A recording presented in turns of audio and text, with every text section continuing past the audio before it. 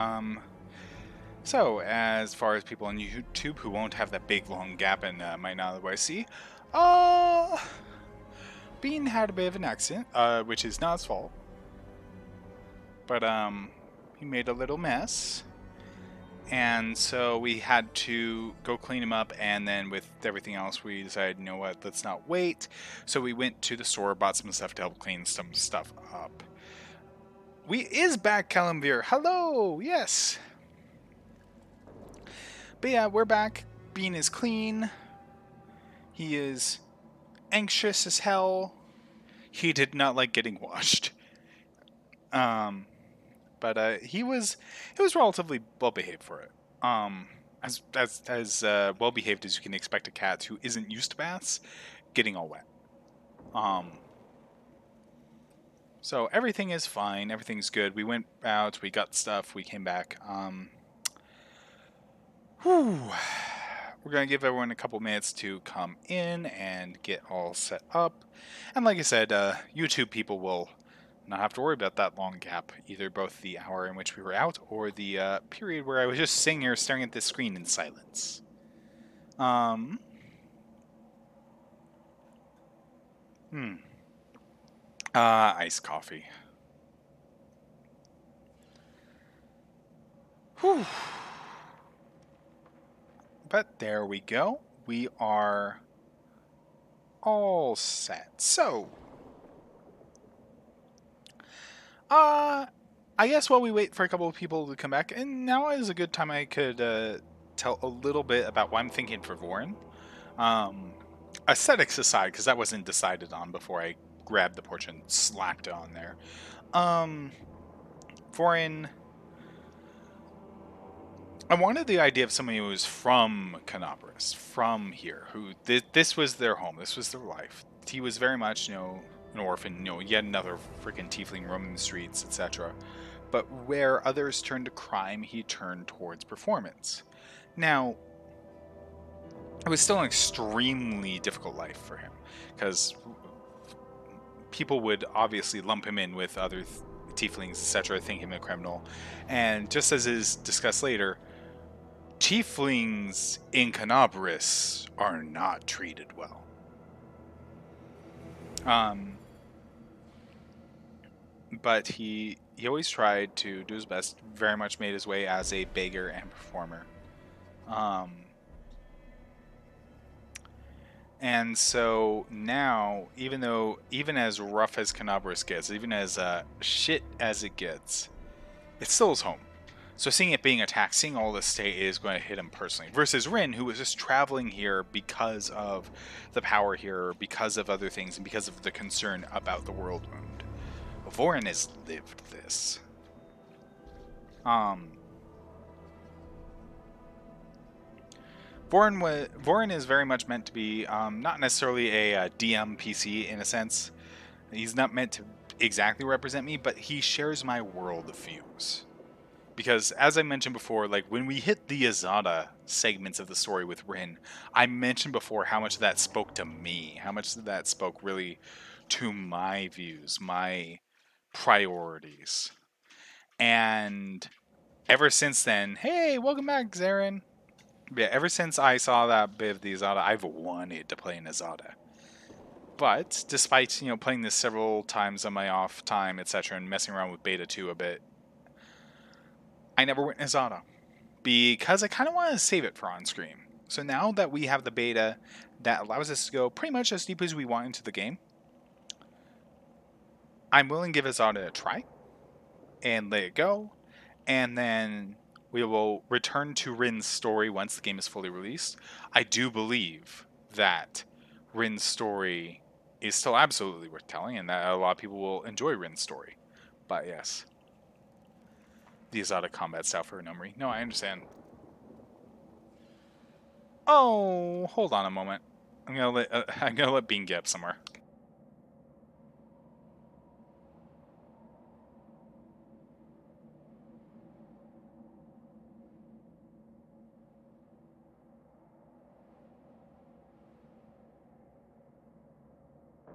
Bean's route to his favorite place got blocked. because I had to rearrange some stuff as I cleaned up the litter, etc. And I accidentally left a container along his path to get to the highest shelf. And so he was being all upset. I'm like, no, sweetie. Yeah, so tonight he's gonna get a bit spoiled because he went through a rough night. But I think now is enough time to have let some people file back in, and we'll see the rest or not as time goes on. But let's go ahead and progress. Sela's expression darkens. I don't even want to think about what's happening up there in the city. Canabris has lost the protection of Torendelev, and of the Wardstone too, looks like. It's a relic without equal. It was placed here personally by Aomede's herald with the goddess's blessing. I really want to go see it, to pray before it. But there's no point worrying about a stone when there are people dying in the streets. Neither point item treat for Bean. Bean doesn't actually really go for treats. It's really strange. He's not really a big treat cat. Yeah, things are looking grim enough, but don't lose heart. Wardstone or no, dragon or no, Canabris will never give in. Simple as. Well, we've introduced ourselves. What about you? My name is Vorin. Good to meet you. Now, tell us all about yourself. And you're not afraid to use them on Bean? I would be happy to add a Bean-focused incentive. If we find something that we can use to, like, you know, be treat for him or something else like that, or like a thing that he really likes, I'll happily do it. And or if we ever get like a camera setup for like Bean View or anything else like that, you know, I'll like do a thing where I'll like play with him for a bit or something else like that. But right now, unfortunately, since you all can't see Bean, unfortunately, I should make a little picture for him. Yeah, Bean Cam. No, absolutely. God, if I put like a donation incentive for Bean Cam, I think we might actually achieve it. I want to check something. Yeah. That's right. So before I started doing this, my donations button um was a picture of my old cat, and that cat's name was Snickers. You donate a cam. We can potentially get one set up. If you want to donate a camera and like have us record Bean, we can probably set something up. I have a couple places he likes to be, so I could easily set something up to capture that. Whoa, girl. Slow down. Exchanging names is enough for now. We don't have time to be swapping life stories. We need to find a way out of here. Now then, I'll hobble my way out of here somehow. The city ain't far, only 30 paces or so. That's if you're going straight up, of course. I'm afraid we're gonna have to go the long way round. Nivea tightly ties off the twine on her improvised splint and, leaning on a stick, hauls herself to her feet. To summarize, there are 3 of us with 5 working legs, 3 pairs of decent hands, 2 clear heads, and 1 made of wood. That's mine. Underground monsters beware! Anevia, you stay behind us. You're in no fit state to fight. If we do come up against anything, the 2 of us will try to manage on our own first. Well, onward! May the good deities lead us back to the open sky soon. Alright, so right now, as far as equipment, we have none. We have our light crossbow, and we have engraved lucky bracers, +1 luck bonus to AC and +1 luck bonus to reflex, will, and fortitude. Luckily, thanks to our pretty good decks, our AC is 15. So we're not going to get hit all the time. But meanwhile, in contrast, Sela is AC 21. Now, Sela is fatigued as a result of us failing the damn skill check. So, you know. Anevia is actually level 4, 5? I hate that they don't give you any armor here. Oh. Like, just even some leather. Like, the fact that they don't give you what you should have as your class in here is really annoying. Unless you're a monk, yeah. Because, like, they said, weapons aren't allowed at the festival. Okay, yeah, so, alright, that's fine for weapons. What about, like, leather armor or something? You just stripped me naked? What the fuck? Bards have arcane failure chance if they wear heavier than light. Bards are martial casters. They have a specific ability.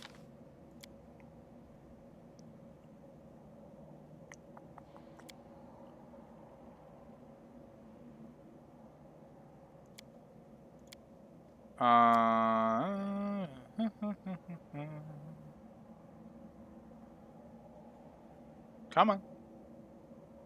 Where is it? Is it right here? It's right here. Bards are also proficient with light armor and shields. A bard can cast spells while wearing light armor and using a shield without incurring normal arcane spell failure chance.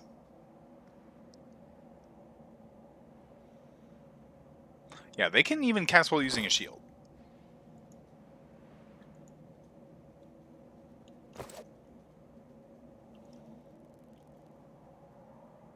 Yeah. No, it's a common misunderstanding about bards. But no, bards use light armor. Who's there? The fine apparel of this young half-elf woman is torn and seamed with blood, dust, and dirt. However, she holds herself with such dignity that you would be forgiven for thinking you are at a high society party, and not in the dank catacombs under the city. Her fingers grip her rapier hilt with confidence, ready to draw it at a moment's notice. At her feet lies a dead body, so mutilated that at first glance, it's hard to tell if it's animal or human. Relax, friend. We're not demons or cultists. Don't poke my eye out with that thing, all right? We fell down here during the attack. I'm Sela, that's Anevia, and this is our new friend. We're looking for a way back to the surface. Really? I'm so ever glad to hear it. Allow me to introduce myself. I am Camellia. I was also in the square when... I can scarcely believe it. How did all those demons get into the city? I thought, naively it now seems, that the Wardstone protected us from attack. And Terendelev, I can't wrap my head around it. The girl relaxes slightly, but she keeps her hand on her sheathed weapon. Her self-control falters for a moment, and you glimpse the fear beneath her mask of perfect placidity. She licks her lips nervously.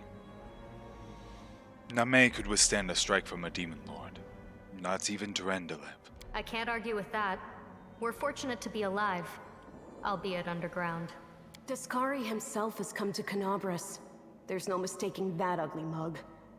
Terendelev tried to fight him, but what could she do against a near deity? Even the Wardstone was no help. Our city used to be protected by powerful forces, but now... Yeah, Camellia's voice is really cool. We've seen how powerless they truly are. Henceforth, we shall have no one but ourselves to rely on, I suppose. Tell me more about yourself. Who am I? Just an ordinary citizen who decided to take a stroll through the square on the day of the festival. But that's not what you wish to know, is it? You most likely wish to know whether I'll be a burden should you ask me to join your group. No need to worry about that. I can assure you that I am skilled with a rapier, and I also possess some knowledge of magic. She touches the polished snake skull amulet that hangs about her neck. What happened to this poor man? Who is he? I don't know. He must have been in the square when disaster struck. I tried to revive him, but he was already dead, sadly. He didn't get these wounds from the fall. Be on your guard. Whatever killed him likely hasn't gone far. Hang on. I think I know him. His name's Aravashniel, the egghead from the library. He was a good lad, even if he was kind of stuck up. May his soul rest in peace. Do you want to join us? Certainly. Survivors should stick together. It's only sensible. Who knows what else could be prowling about in these caves? We need to keep moving. There must be a way back to the surface somewhere around here. That's right. It would be the height of foolishness to survive a demon attack only to perish under a pile of rubble. Let's see if this poor bloke has anything useful on him. Not to sound like a heartless brigand or nothing, but we kinda need all the supplies we can get right now.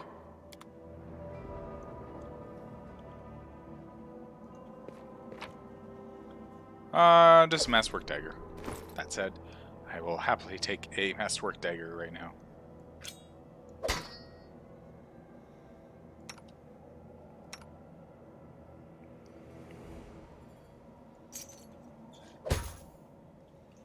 Mighty supplies that was. Well, I mean, that would have been great if, like, one of us was a rogue or something. I'd take that.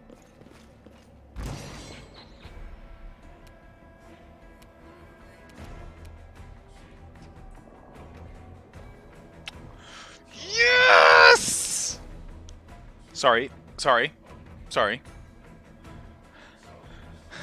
After the battle, you can dismiss area spell effects at will. Must be out of combat within 100-foot range of the spell's effect. Dismissing a spell's standard action does not spend subtle slots and does not provoke attacks of opportunity. This is for all the times you've cast Entangle or anything else and then had to wait around for like 5 minutes. Oh, that is a godsend. Anyways. What, people don't like falling over their own grease? Exactly. Hey! The Inheritor, guide my blade.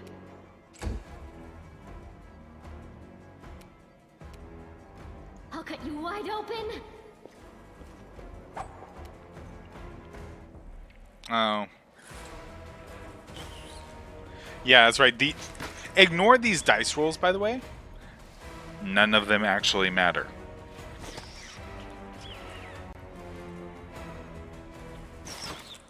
Because none of them are accurate. 18 versus 4. No, it was 9 versus 21. I'm really curious what the heck is going on with those. So, that's a lot of baddies. A lot of, oh god, is that an inspire courage? Yes, that is.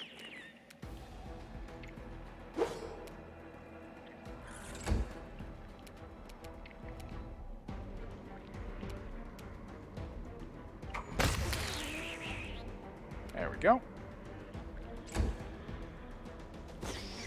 This will leave a bruise. Why do they have sneak attack? Wait. Why do these centipedes have sneak attack?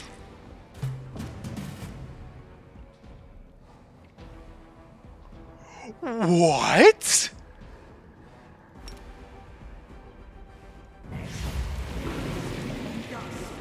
Oh. Well.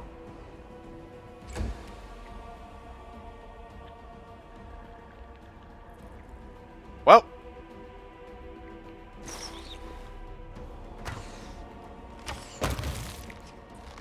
Thank you for joining the fight, Anevia.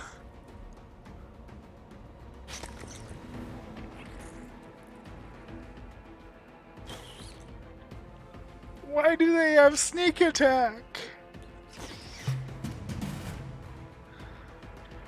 Okay,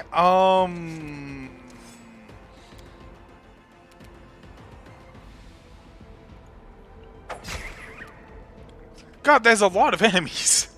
To be like, oh my god.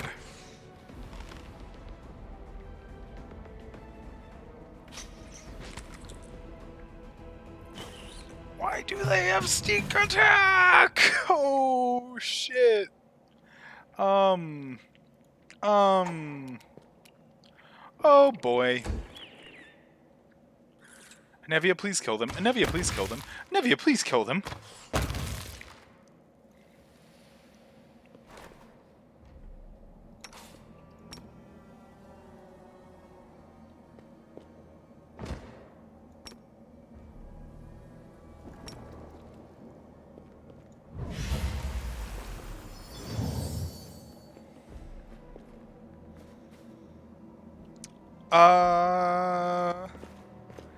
Hmm. Oh, look, padded armor. Okay. Alright. Okay.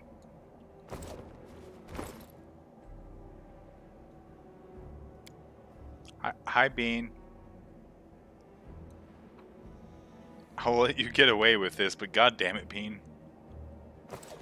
How many Cure Light ones you got?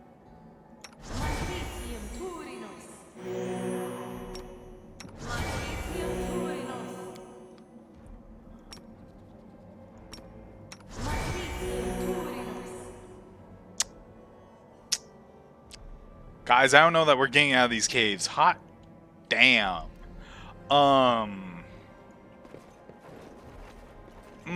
That's not good. That is really not good.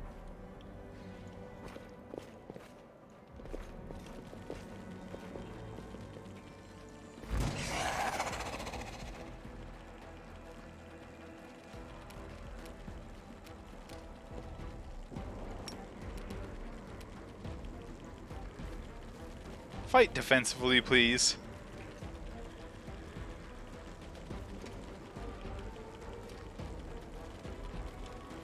Okay.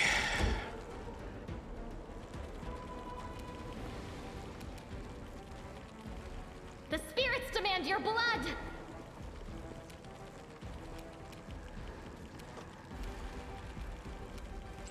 Bean, stop pushing over my water.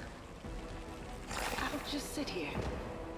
Don't worry about Why does the giant fly have sneak attack?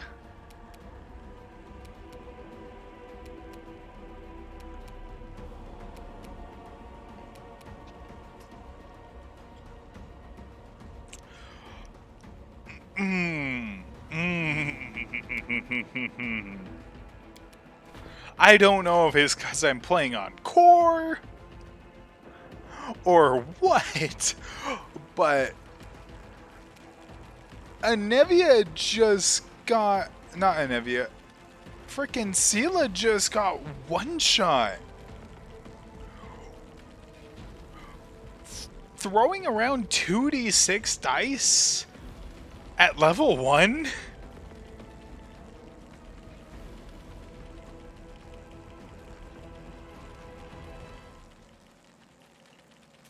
What kind of dice are they rolling with? With a +4 bonus? Fucking Christ on a stick. Okay, alright, alright. Well...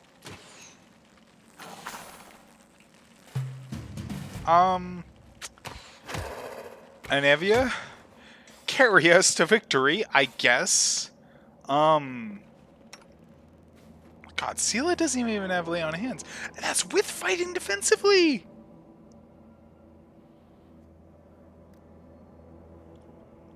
Oh my god! Like, at this rate, Sela's just gonna be dead. You are today's sacrifice! the light take you!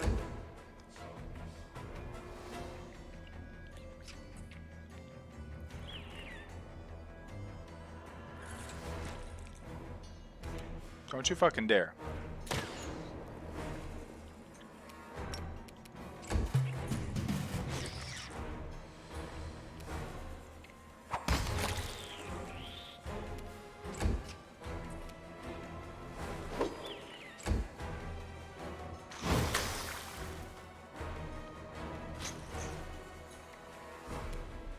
Attack!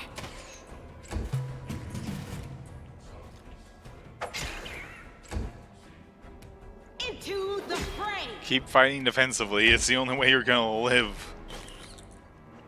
Oh my god.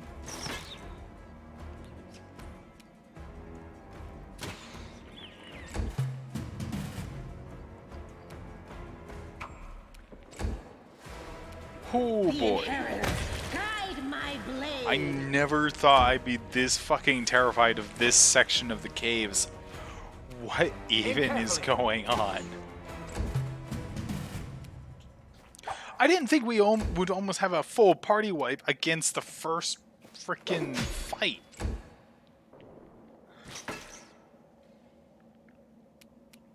Forwards!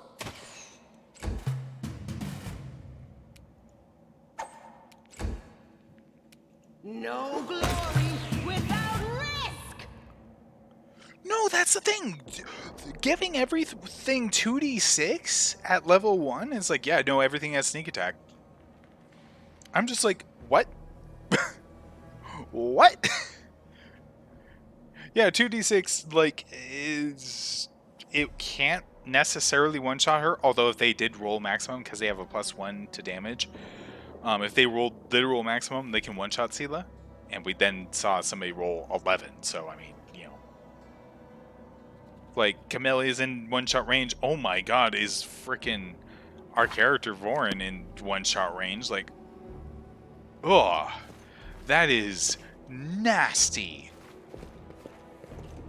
You can bet, like, the minute the stream's done, I'm gonna be like, can we not have the centipedes and stuff at the beginning of the game have sneak attack? Please? Please? That is terrifying. They will break against our resolve. Oh god. Like, now I'm sitting there looking at my hideous laughter and grease choices and going, oh god, no, I should have done ear splitting shout. Solid plan. Just so I could nuke the occasional thing a bit. No, yeah, I have perfect proof. I'll show them the fucking VOD. I'll be like, no. Oh no, come on, don't do this to me now. Here we go. Sneak attack. So this is how it feels. Sneak attack and disease. You mean to tell me they have disease on top of their sneak attack? At level 1?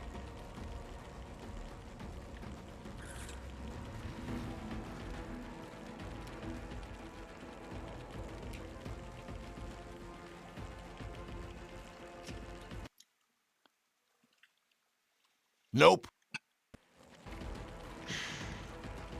All right. We need some motivation. We need some motivation.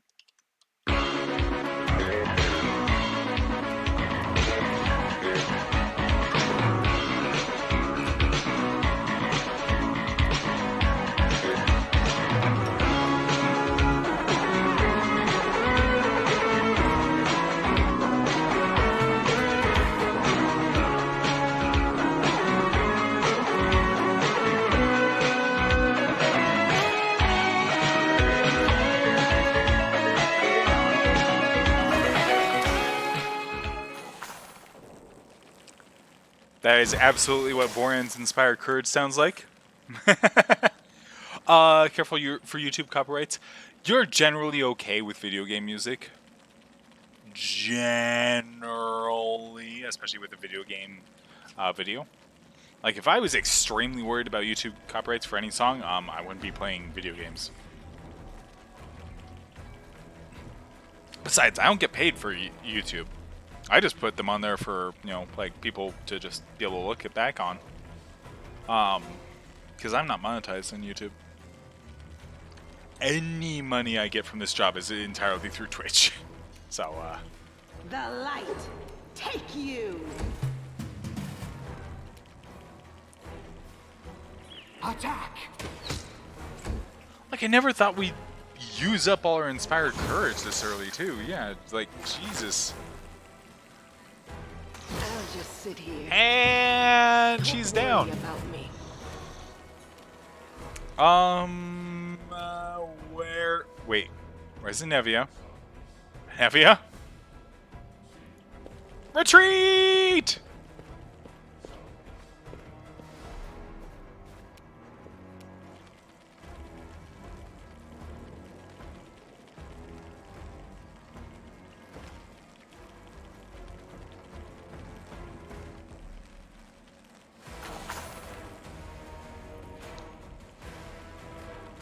Level 1. Level 1. Level 1.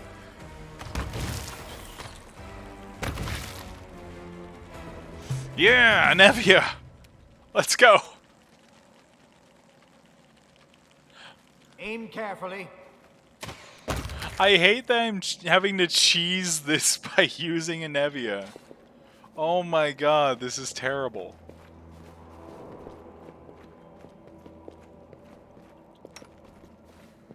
Open your heart to me.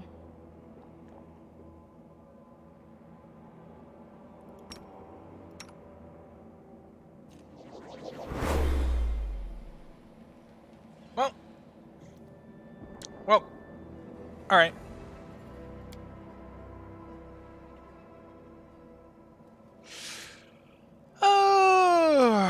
Alright. Alright. Alright.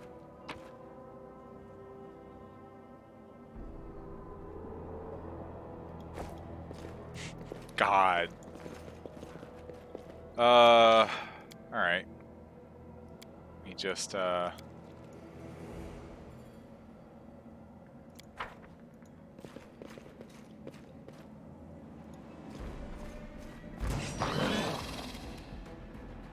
Really? Really? You're... Really? A monitor lizard at level 1.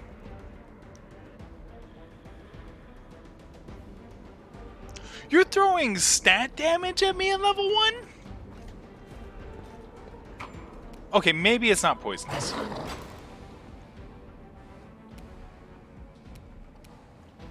And yet...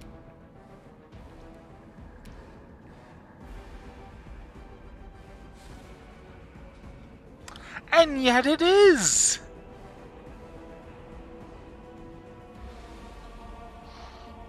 Why does it have sneak attack?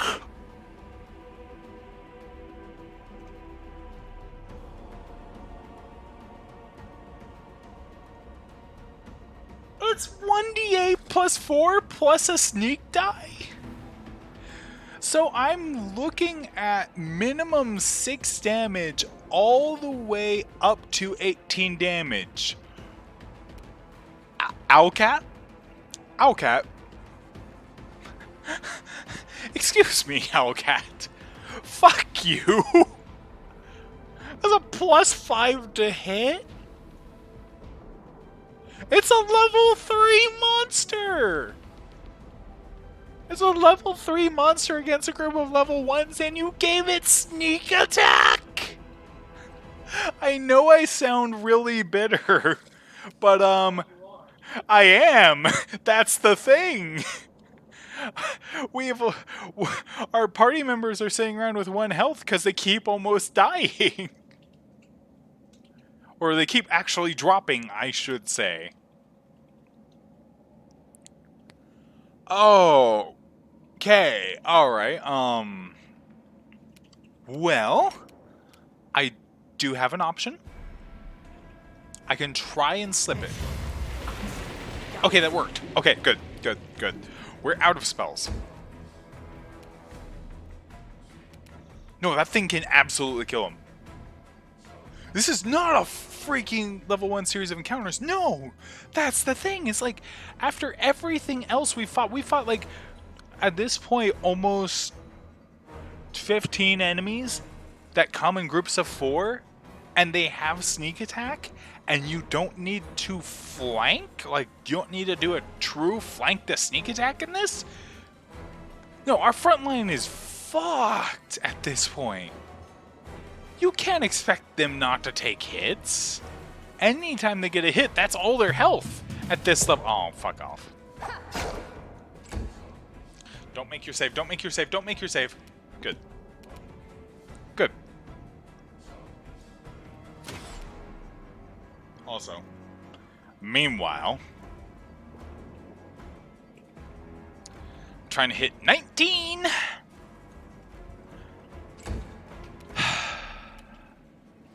Stand up. Yes, stand up. Stand up. Stand up and hit him. Stand up and hit him. Guide my blade. How much health does he have? How much health does he have? His AC's 15.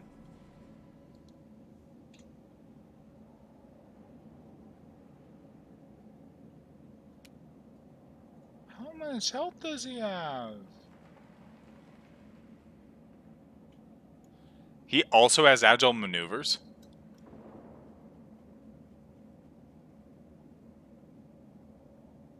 Also, this monitor lizard worships Abadar.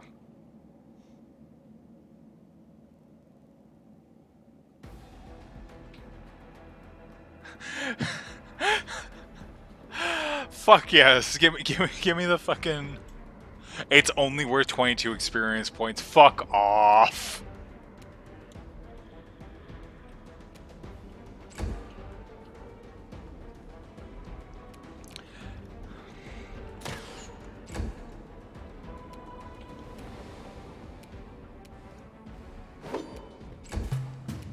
I'd give it a bump up just for giving it the sneak attack feat. Yeah, there we go. Kill it with the fucking. Our duty calls. Oh.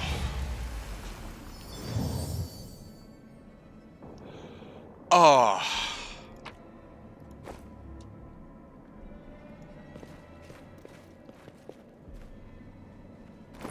Right. Give Silo the potion. And Camellia the potion. Oh, okay. Does anyone not have armor? Does anyone not have armor? Can anyone else equip? Oh, okay, there's that.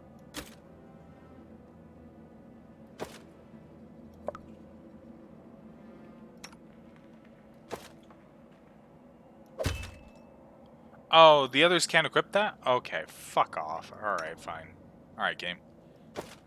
I was gonna be like, hey, Sela, want +1 AC?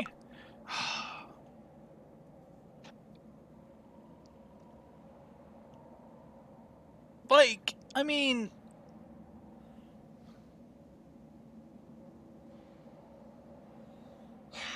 Real talk, though.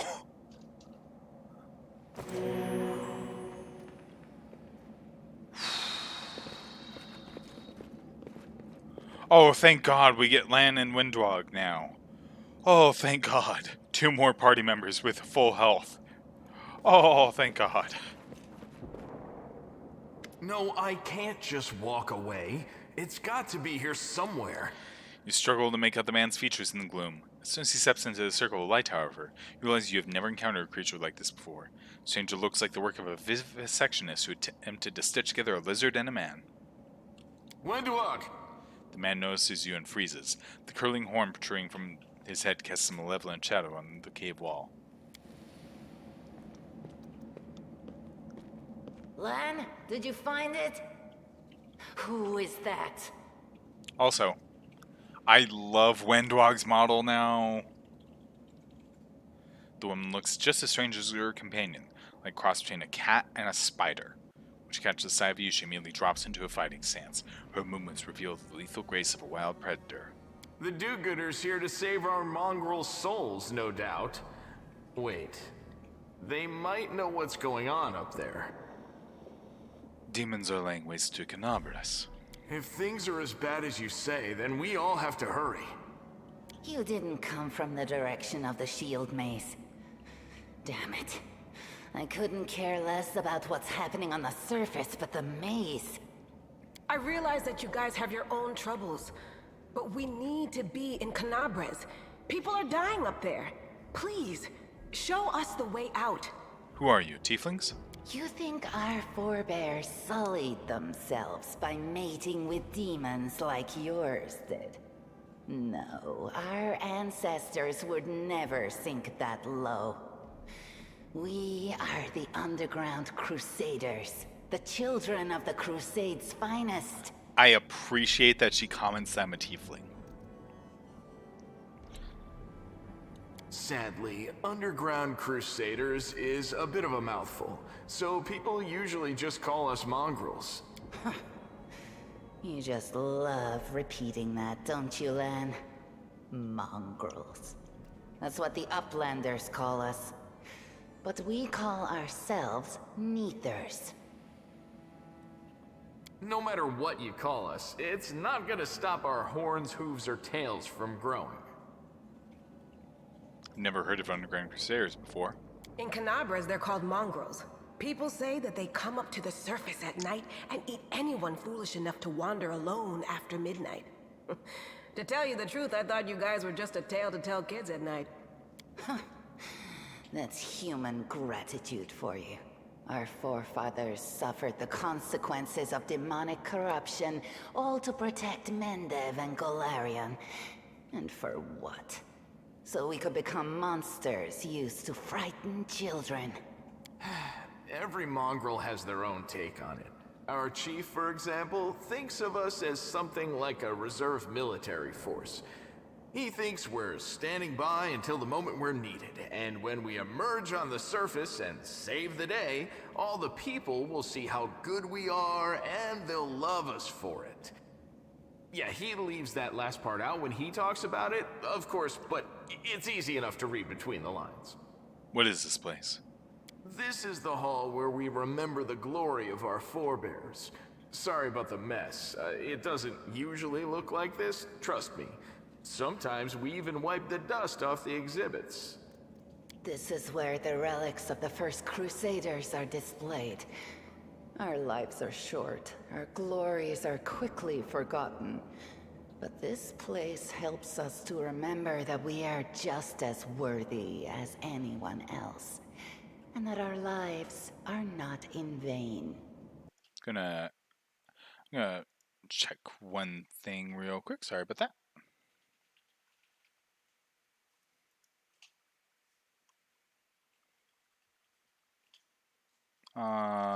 We do not have a beta feedback channel. Okay.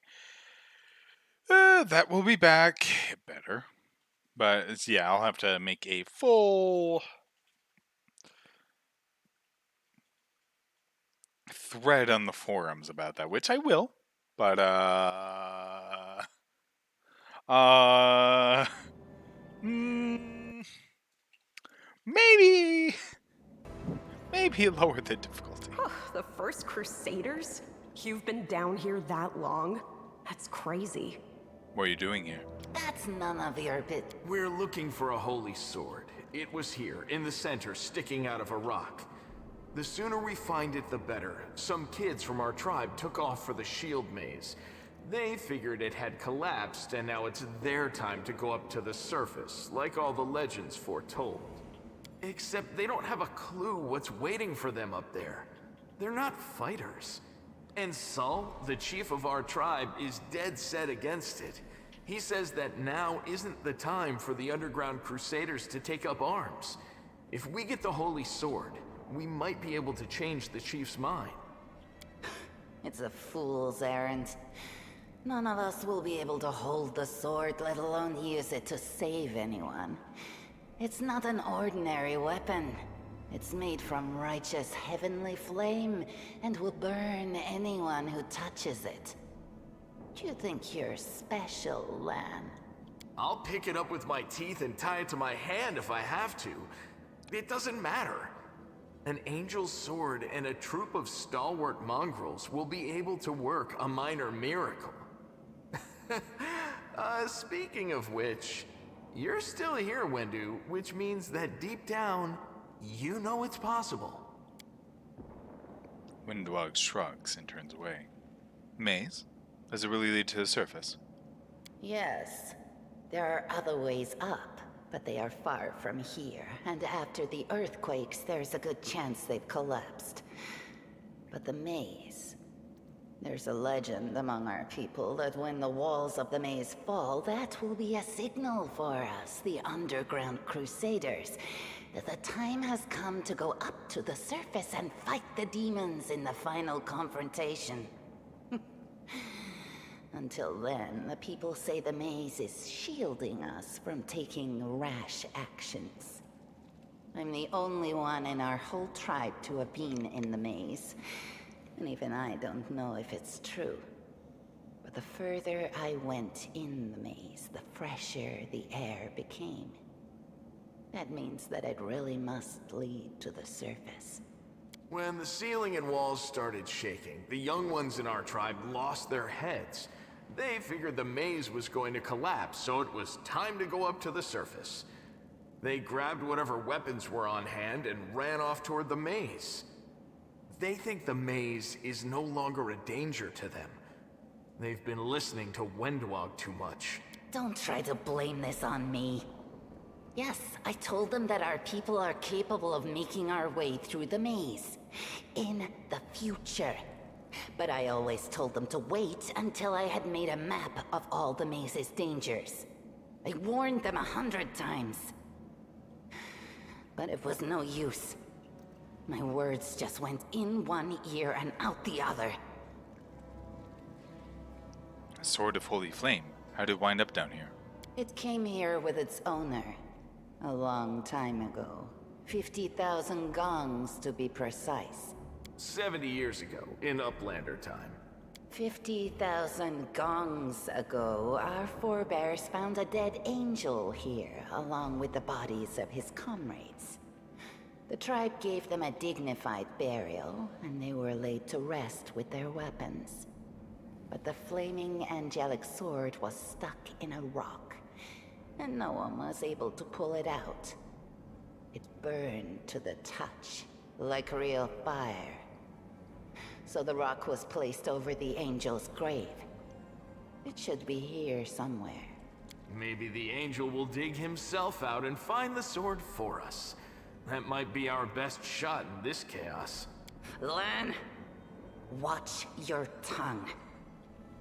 We'll help you find the sword faster if we work together. I'll help you. Thanks. An extra pair of eyes can only help. The sword will be easy enough to spot. It looks, swordy. Help us, and in return, we'll get you out of here. Now we're talking. Let's get to work. It's a good thing we all bumped into each other, isn't it?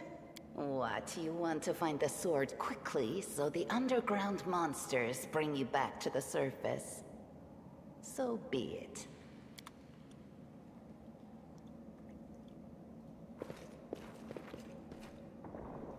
Please be potions? No, it's not potions. Ah, and yet again we fail the religion check. Statue of an unknown knight. Technique is crude, but the figure was clearly crafted with genuine feeling.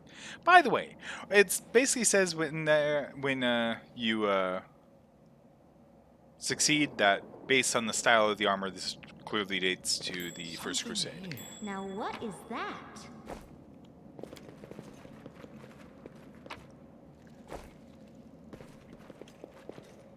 For those of you curious what we're missing.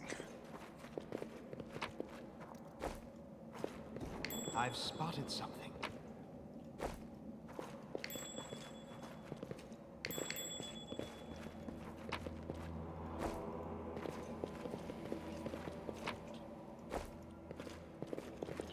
Let's just do one last pass.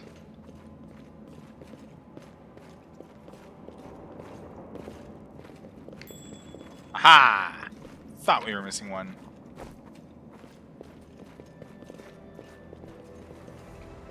Anyways. Reason why we didn't go to this one? Sword.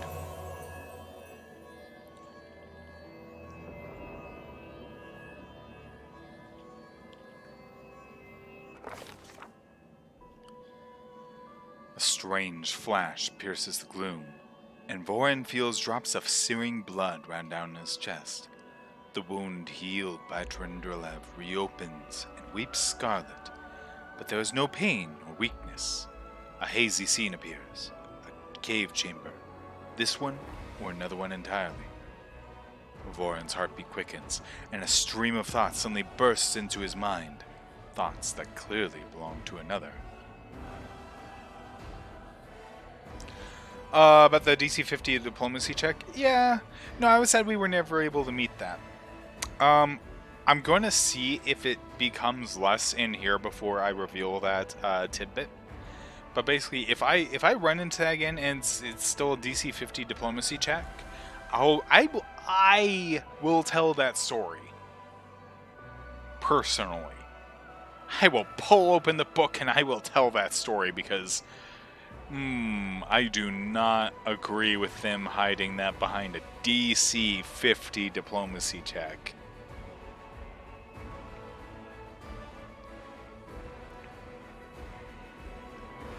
Treachery. They betrayed me, trapped me, and stabbed me in the back. My trusted allies, my treasured friends, the people I swore to protect, the people for whom I descended from heaven and came to this turbulent, mortal world. There they are, up ahead in the gloom of the cave. What are they waiting for? Are they afraid to draw any closer? Do they believe I am about to die from their traitorous blows? Next to me, a quiet moan. A girl with a golden braid lies on the rocks, clutching her slashed side. She refused to join with the traitors and paid dearly for it. I could have tried to run, but I will not. Whilst I still have strength, I must.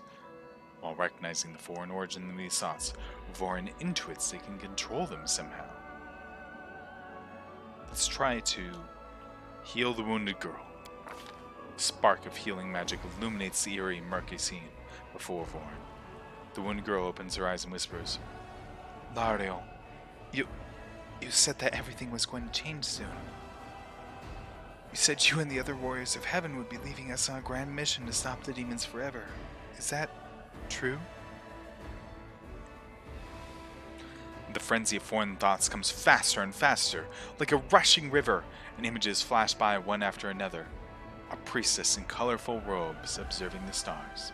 A young female paladin praying, clutching her glowing sword.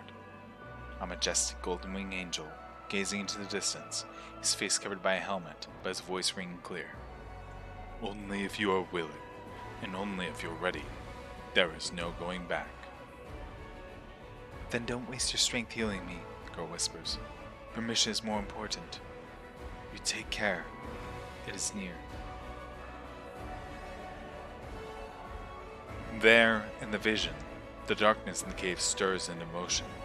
Something massive appears from within its depths. A vague shadow, an outline, a nightmare come to life. A wave of odious chirping and wrestling emanates from the shadow, the sound piercing like hot irons lancing through flesh and bone. The traitors fall to their knees before the shadow in reverent ecstasy, and the wounded girl thrashes in her death throes. The yawning chest wound burns white hot. Vorin's head pounds with pain, and it's no longer clear whose pain it is. The person called Lario sent this vision, or the one unlucky enough to receive it.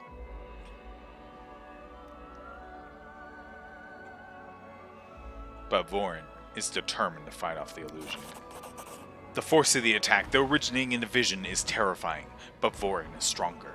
He shakes off the pain and torpor, but alas, the one who sent the vision cannot claim the same. He is broken and exhausted. A monstrous shadow emerges from the murk of the cave.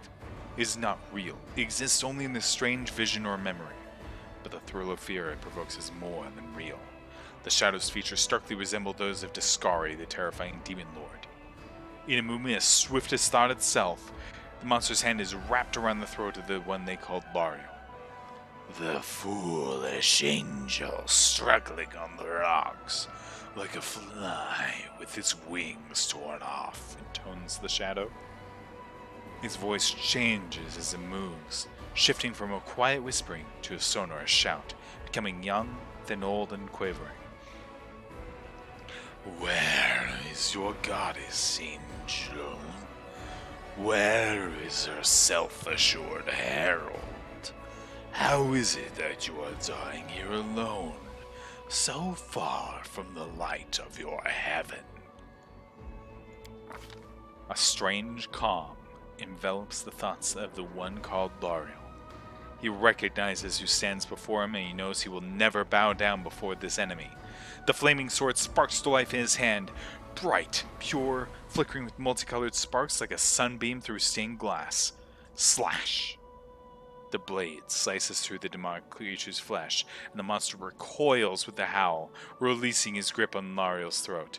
The angel falls back heavily on the rocks, his vitality zipping, but his pride remains undiminished. He grips the sword and with his last burst of strength, plunges it into the rock. Vorin senses that the vision is fading, the rush of thoughts diminishing, like a river running dry. Last thing he hears is this. You will kill me, monster. This I know. But one day, someone will come here and raise up my sword. They will raise it up and save and protect the innocent. The vision disappears, vanishing in a burst of colors. Warren does not hear the final words, but he seems to complete the thought, taking it to heart. The words fly from his lips, and with them, something else. The heat, blazing in Voren's chest, fades away. The edges of the scarlet wound close, leaving not even a scar behind. Looking down, Voren sees the flaming sword in his hand, or rather, its outline, the memory of what the sword looked like. The final surge of warm and soothing light, the sword vanishes, and the light is drawn into his hand. Voren senses that it will return. All he need do is call it.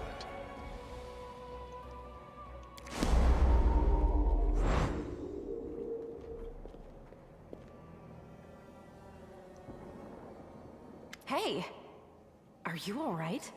You were kinda glowing just now. Sela kneels before the light, offering up a prayer to Iomade. That was it. The light of heaven. But how? What did you do with it? Where did it go? I think I saw the memories of Lariel, the angel who died here. Lariel? That really was Lariel? The angel from the legends. The ancestors even got his name right on the gravestone. The chief will be thrilled. You. Thousands of gongs, and no one's been able to touch it. And now you, an ordinary creature of flesh and blood, no different to us, get the sword and start talking about visions.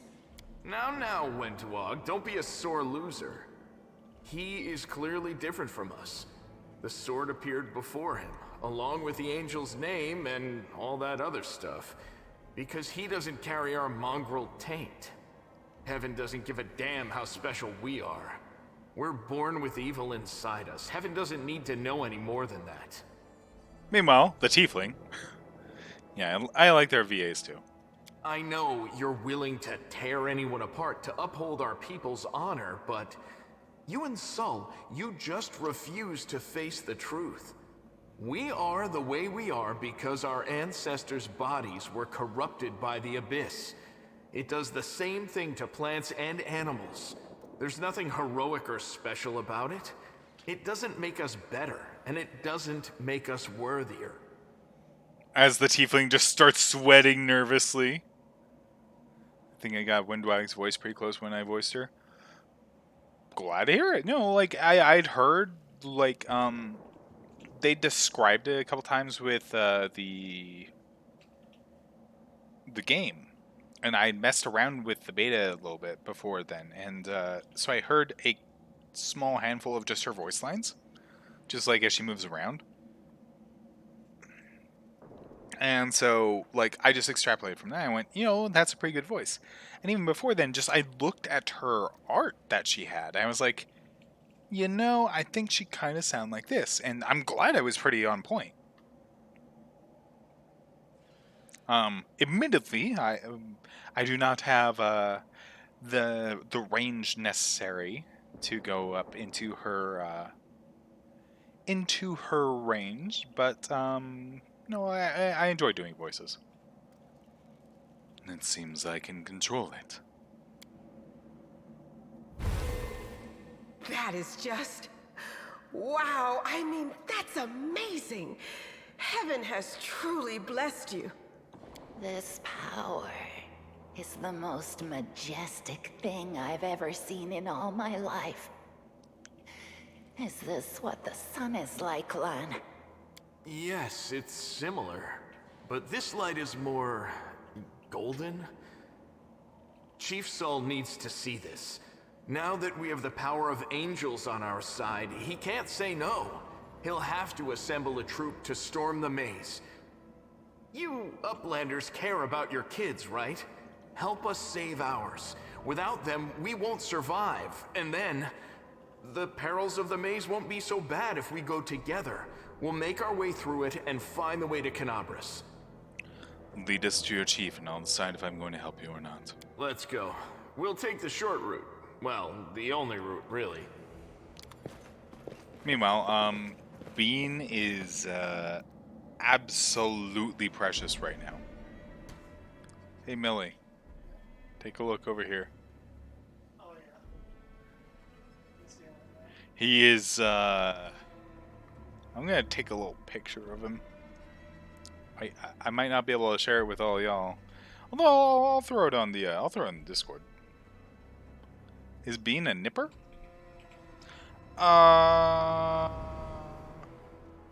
Catnip? He kind of likes catnip. Nowhere near,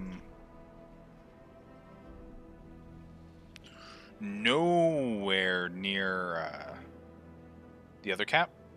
But, like, he'll kind of like whatever it's rubbed on a bit more, but no, he's not a big nipper.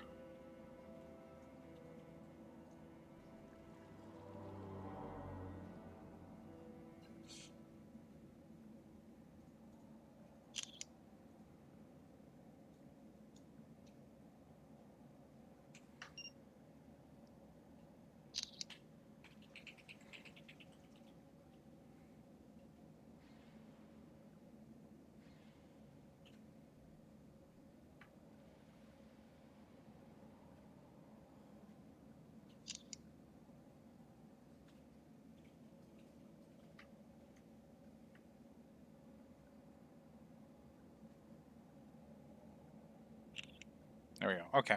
I took a couple pictures. I'll go ahead and share them on Discord later. Sorry, it's just he's so adorable right now. He's right on my desk and just utterly sprawled out. It's kind of hilarious. Thanks, Lan. You're so awesome, Lan.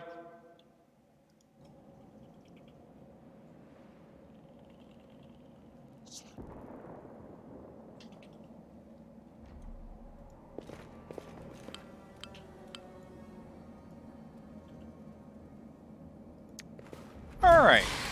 Oh, goody! Not just one... Don't... Hold on a moment. I have to check something. Did they give you...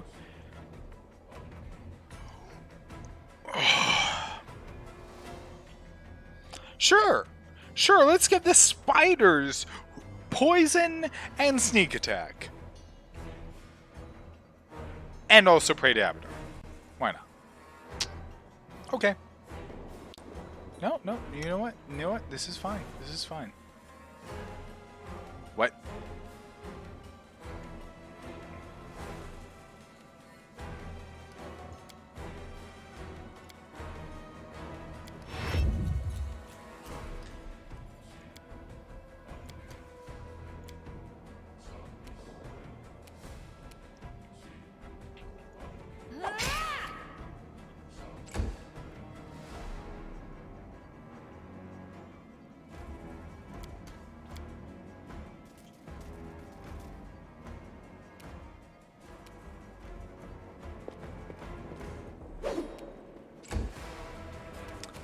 Alright. Forwards! Okay, this is fine.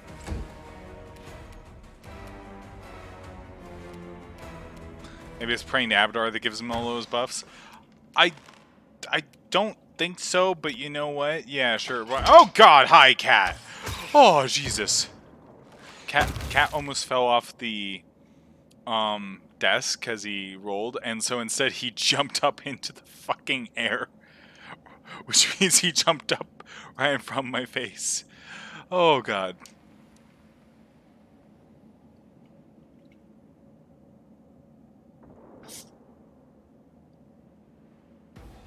Hello, Bean. Oh, okay. Anyways. Okay, Nevio. Let's just utterly keep breaking the game, alright.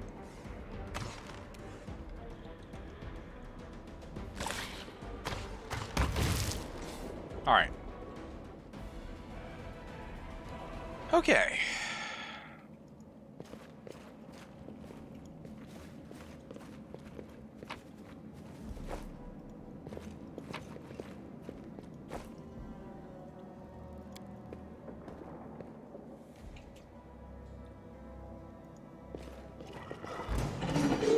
They filled this with stuff? Wait.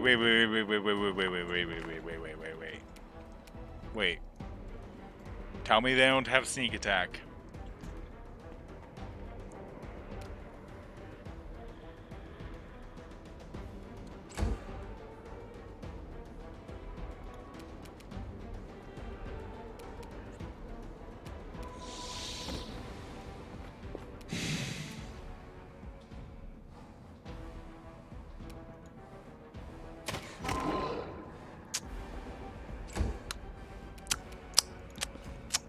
All right, yeah, let's give the Earth Elemental sneak attack. Sure, yeah. You know what? This sounds fine.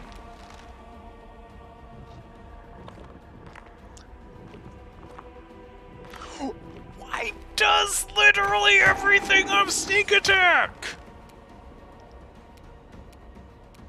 Into the fray! It's the new doors. Everything has sneak attack.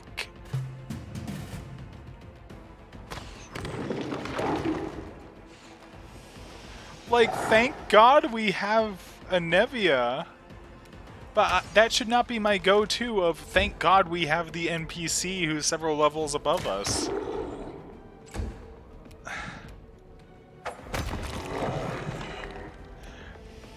No, yeah, there's no way this is on purpose. But, like, that is,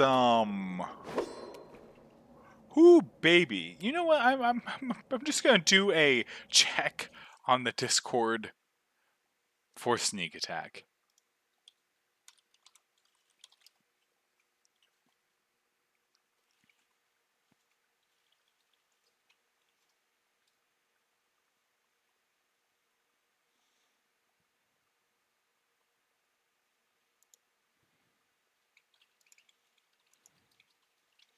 I don't understand why medium earth elementals and mountain lizards have sneak attack in the first dungeon. Yep.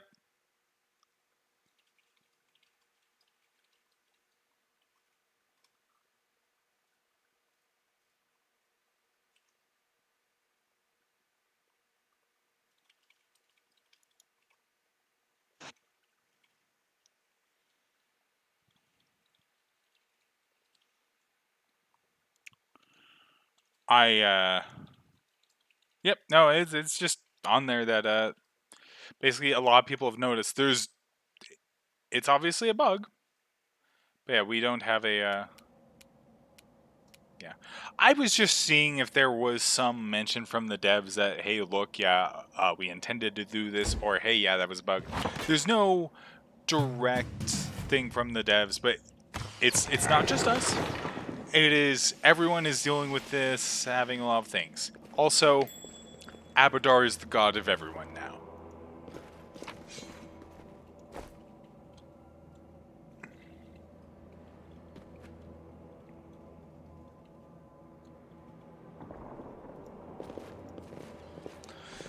You know, I've never been so glad for that wand of Cure Light Wounds as I have been right the fuck now. Hold on. Hey, Camellia!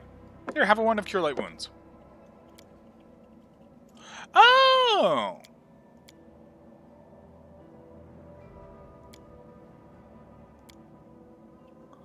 Hey, we have a thing now!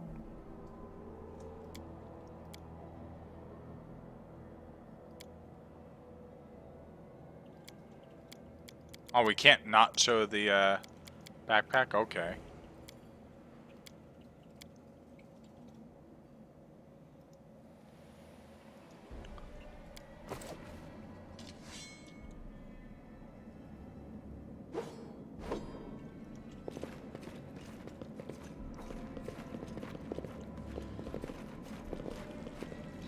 Save the last one for me.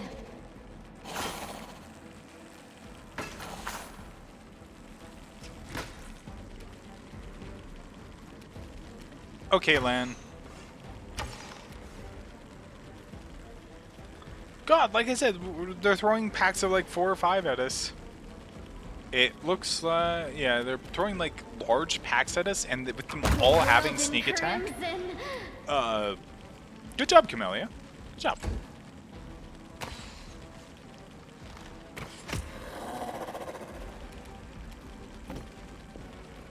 Yeah, with them all having sneak attack, it's a little scary. But, that's fine. Also, what is, Windog? What is Windog? Windog is a fighter. She is a fighter. Yeah, of course she is. Okay, that's fine. The light take you! Oh, goody! More mobs! With sneak attack.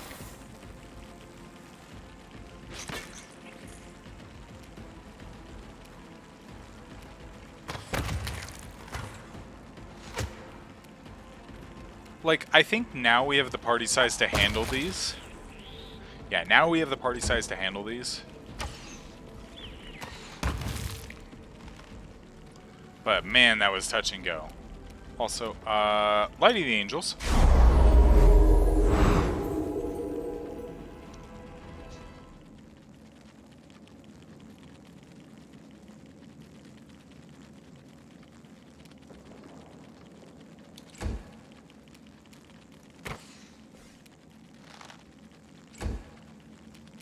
No glory without risk!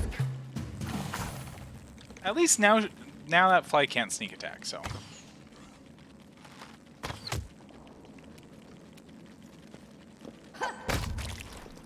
Okay. Yes,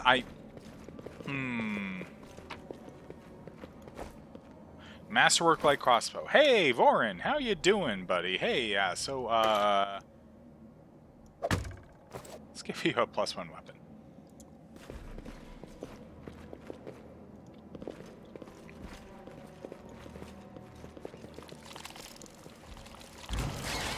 Fuck off.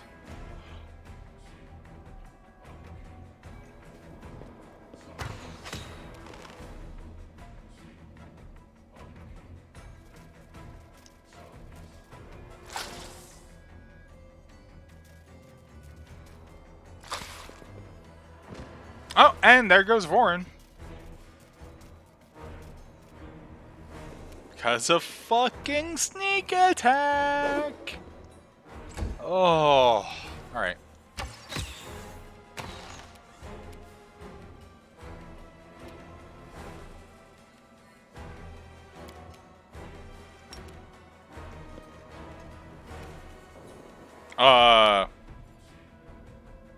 Um.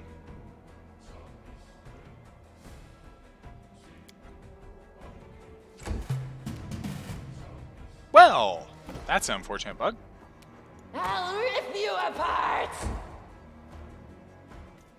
I'll just sit here. Oh, you know. Don't worry about me.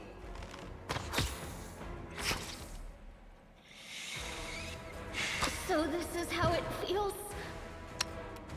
Well, everyone, I think this is how it goes. Our entire front line's dead.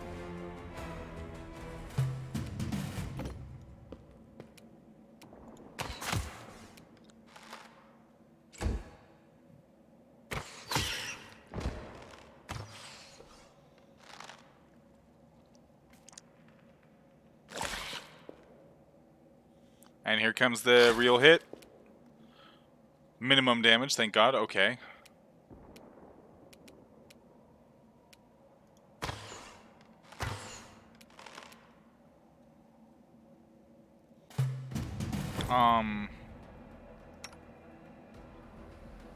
Let's get you a fucking sword. Fuck! No, no, that's not what I meant to do.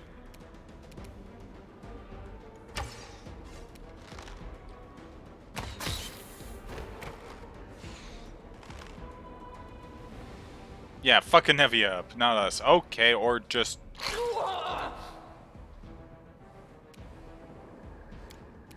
Come on, Lon. Whoo. Whoo. Alright.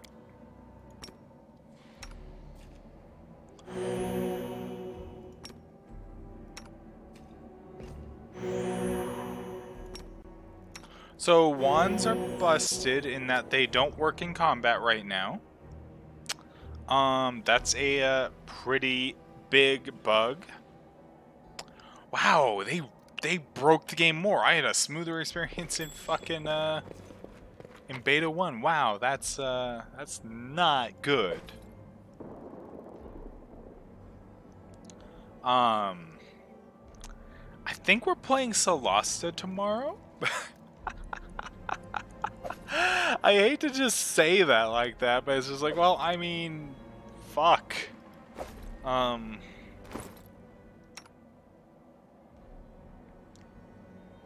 like what am I supposed to say?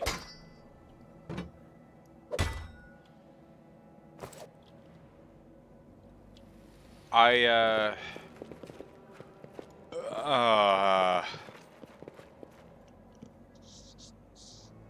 yikes.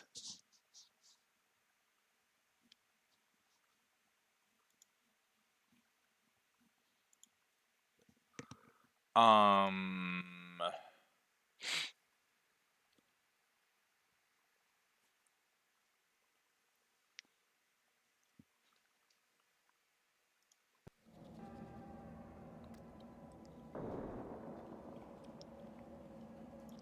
wow.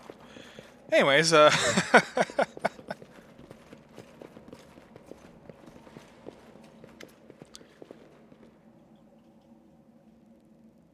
this conversation isn't voiced. Wendwell glances at Lon, who is fixing his slip bowstring, and quickly walks over to you. Her cat-like eyes glow from beneath her hood. Listen here, you. I don't know who you are or where you come from, but you and I are the only two people here who see things clearly. That's why I'm asking you.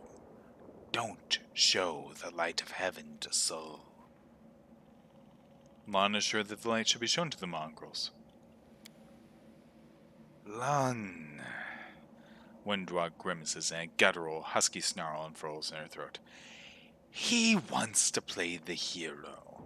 His first idea, if you remember, was to grab the sword and run headlong into the maze.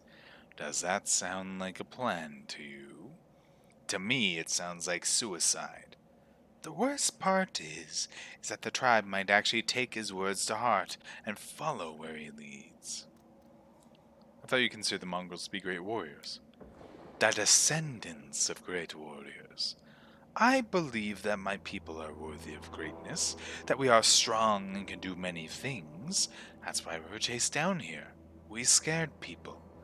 But it's one thing to go hunting in the caves, another to fight in the shield maze. Windwalk leans closer, her pupils dilating. I've been there. I've spent my whole life training so I can make it through all the way to the end. There were more of us trackers at the start. We were young and stupid. What's a couple of monsters when there's a whole world out there waiting for us? That's what we thought. But we weren't prepared. The maze isn't just a physical challenge. It's cunning and full of traps. It's dark as the primordial night, and if you close your eyes and listen, you hear whispers right behind you, and soft singing in the distance seems to rise and fall with the beating of your heart. I had to learn from my friends' mistakes. I had to step over their bodies and go further. I don't want to have to do that again, and it will happen again if a crowd of ill-prepared fighters burst into the maze with no idea where they're going, all because Lon believes that a glowing sword will solve all our problems. Don't you want to save the kids lost in the maze? I do want to, but I'm not going to risk the future of the tribe for the sake of a few stupid kids. Chief Soul is hesitant, and for good reason. He also understands how dangerous this is for the tribe. Lon's the only one who benefits from these childish games of heroism. I'll go alone if I have to and find them, or whatever's left of them, without any heroics, relying only on myself, risking only my own life. You and your friends, who can come with me. Perhaps we can make it to the end of the maze together, and find the way out to the surface. I'll think about it. Let's go. Don't show the chief the light, and I'll lead you through the maze to the surface. I swear it.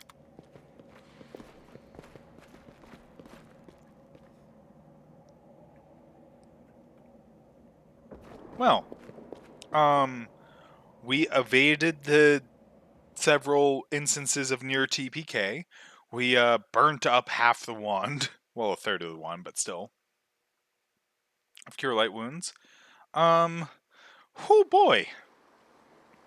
I might ask, but Zetch, why did you use the wand when you're going to be having a rest? We're going to recover 2 hit points from that rest.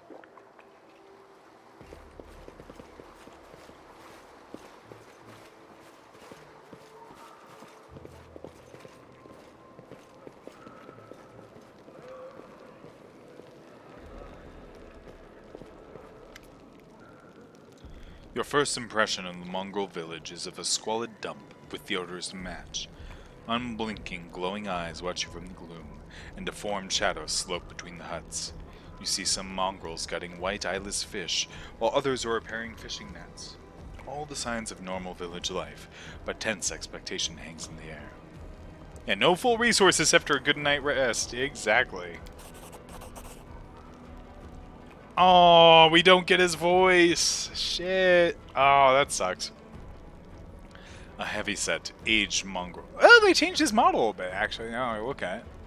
Aged mongrel slowly shuffles his way towards you.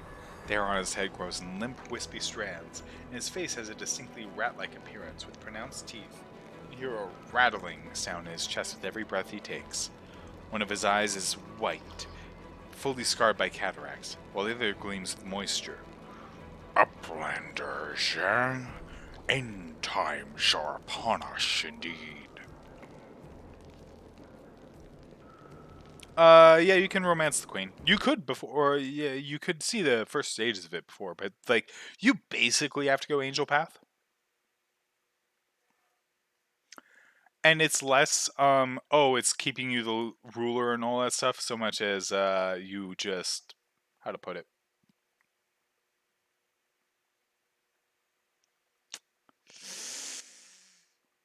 you basically just end up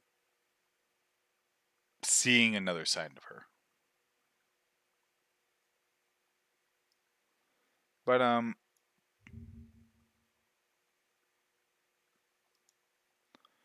gonna show something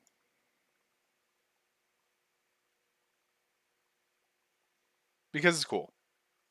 So, first of all,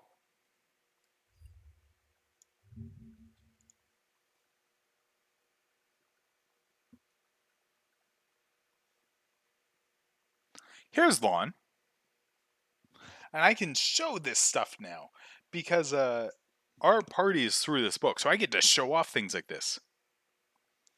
So this is the original art for Lawn.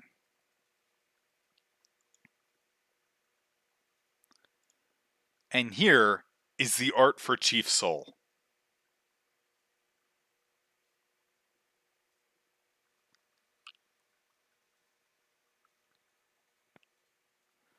Would you like to see the original art for Windwog? Yeah, that's Chief Soul right there. No, that's good art. Here's the original art for Windwog.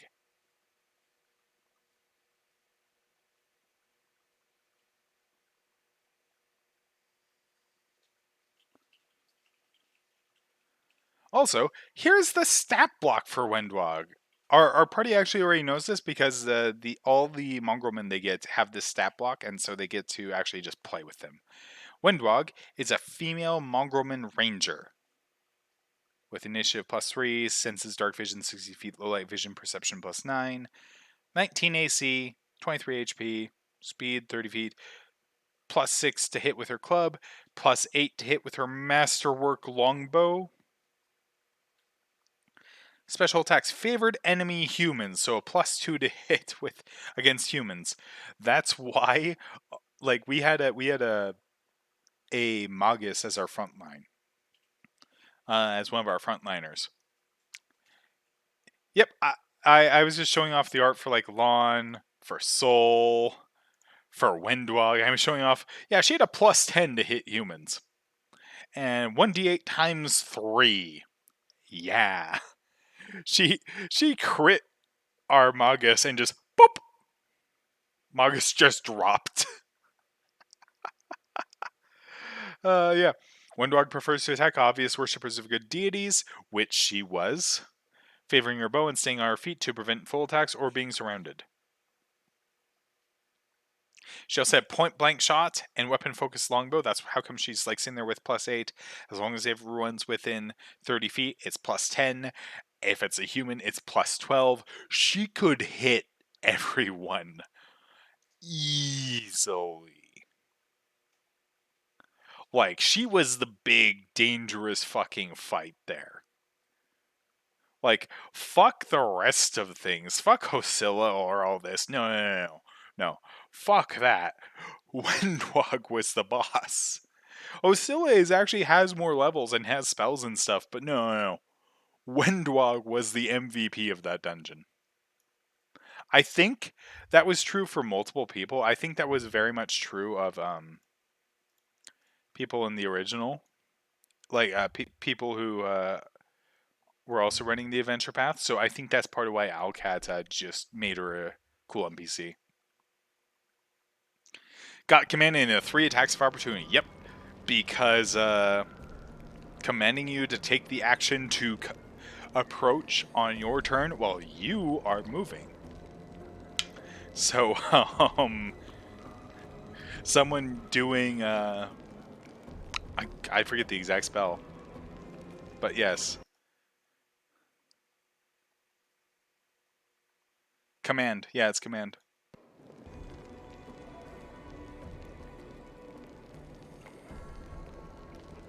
Disarm me. Well, that was the thing. It's like you're the big scary damage dealer, so I couldn't tell you to disarm.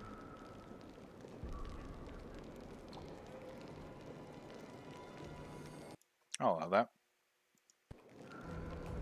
I fucked her up in melee. I'm like, what? I fucked. Add permitted term. I fucked her.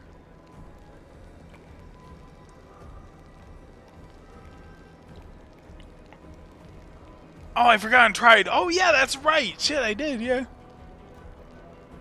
Yep. My bot just sitting there trying to moderate that. I'm just like, no, that's fine. Chief Soul, we found the Angel's sword, and we found the one who can wield it. Lom points at you. He had a vision. Now the Angel's sword is somehow inside him? Gather the tribe. Anyone who can hold a weapon. The young ones are still alive. We can go save them. Arlon, always dreaming, always talking. You are too hasty for your own good.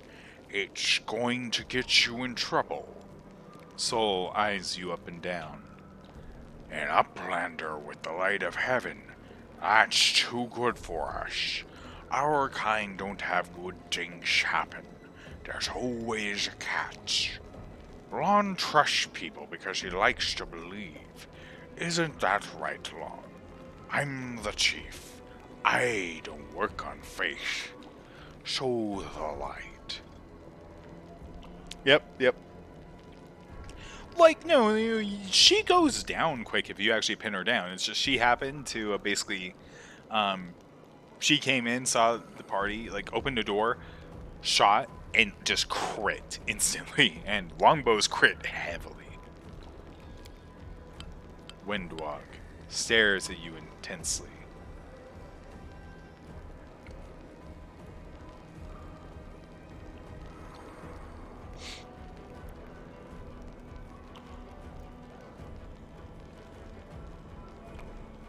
Like a cat watching a bird, and shakes her head in warning.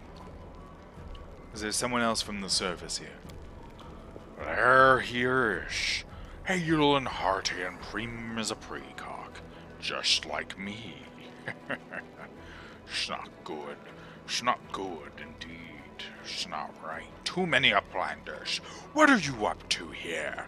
You're not one of us. We're not your kind. When the time comes, we'll come to you, not you to us. Lon speaks the truth. The heavenly flame flares the life at your unspoken command, bright, pure, dancing with multicolored sparks, like a sunbeam passing through stained glass. That's the second time they've used that metaphor. The mongrels abandon their tasks and stare, transfixed. The light is bright, but not blinding. It is warm, but its warmth is soul deep. Soul is silent for a while. Tears are streaming down his wide, pale face, but the old man doesn't even care to wipe them away. So it's true. The angel did not forsake us, no. He came. Back from the dead he came. To save our children. Lon gives you a nod of thanks. The scaled half of his face is indifferent, but the human half is visibly relieved, as if he wasn't sure all this time that you would support him. Windwog hisses at you like an angry cat. See these fishermen, these hunters, these husks of men and women? Their blood will be on your hands. I'm not responsible for others' decisions. And why are they making these decisions? Because of you! You've sealed their fate. You're a murderer! You always think the worst, Wendu. We're not our own in this anymore. We've got allies. Well, a couple, at least. But one good fighter's worth 10 bad ones. You have the right of it, Lon. But we're neithers. We're going to wait. I sent a messenger to summon all the tribes. It will take time, yes, but they will all come. They will all come for the light. Wait, Lon. Wait, Uplanders. Rest a while in one of our huts. Our home is your home. Alright, Chief. Understood. Let's hope that few hours isn't the difference between life and death for those kids. If they ask me what took us so long, I'll tell them it was your decision. Windwalk only grits her teeth in silence.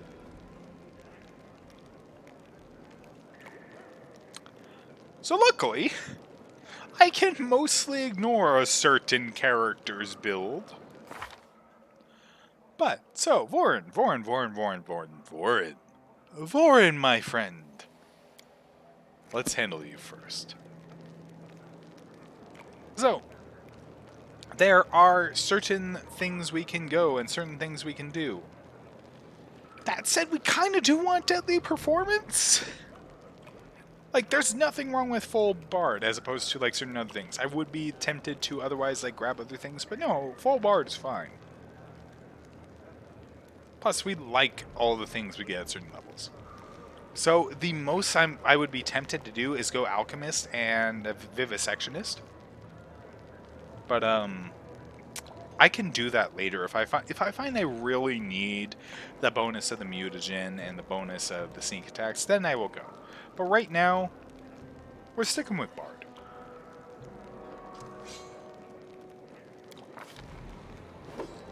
And we're going to get a point of mobility, a point in knowledge arcana, another point in persuasion, another point in use magic device, and another point in trickery, because there's a couple times that Vorin's going to be alone and need to pick a lock.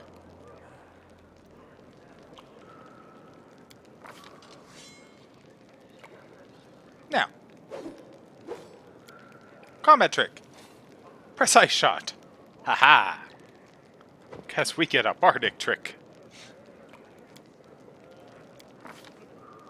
Alright.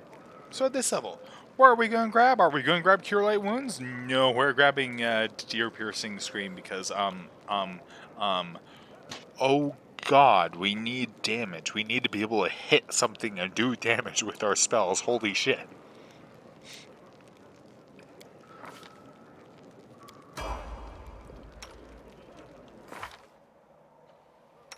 Sela. If you're going Paladin, you're going Paladin, let's face it. There are ways to, like, dip with Paladin. Like, we could easily, with Sela, we could go, like...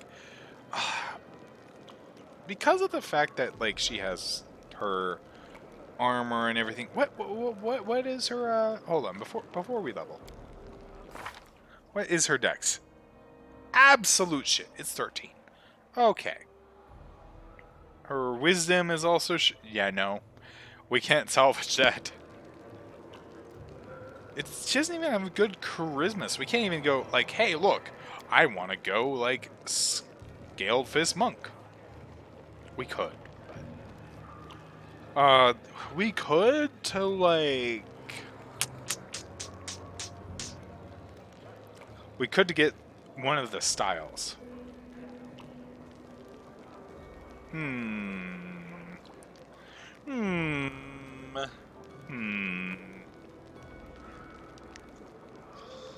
Something to think about. For now, we'll go another level of Paladin.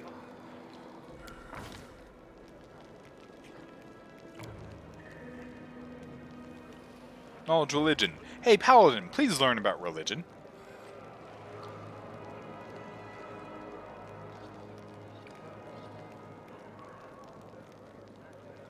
And learn about perception, please. Well, I say that.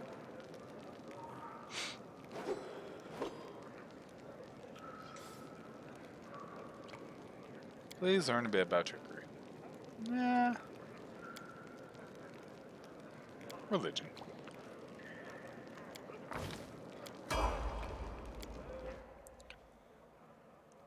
Shaman Spirit Hunter, specifically. I would love her to learn more hexes and continue her spell progression. Skill focus trickery. Yes, you are a main trickster right now. She does not need persuasion. She's bad at that. Or nature is fine.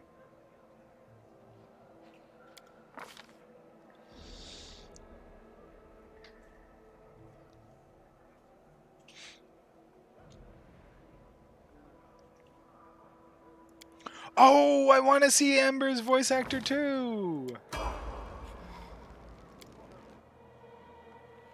Yes. We are going Zen Archer Monk on. Let's fucking go.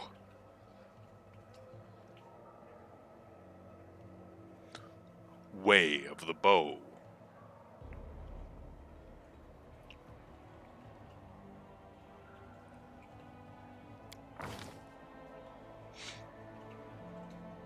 Good perception.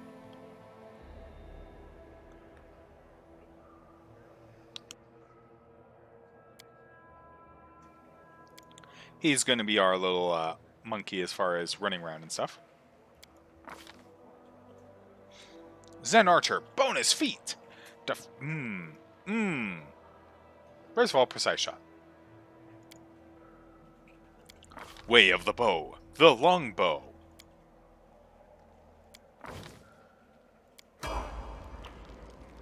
Windwog. Well, anyway, so I'm gonna just Oh, would you look at that?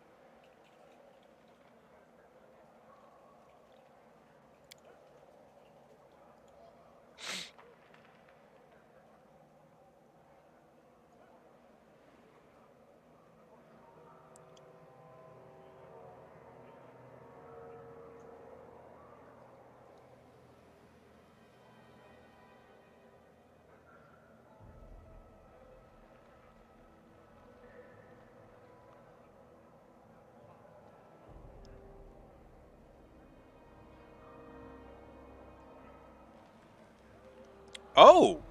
Designate someone as a tank. And the clothing scoundrel can designate her animal companion as a scapegoat without accounting against her uses of this ability. Yes, please! That's actually a cool, that's a cool, version thing. I like that. That's cool. That's a cool version of, Hunter. I like that.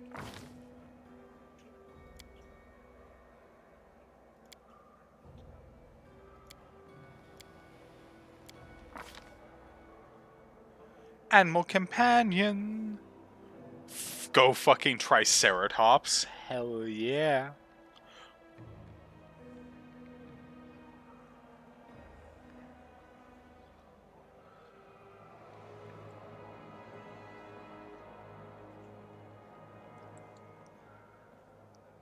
Mastodon.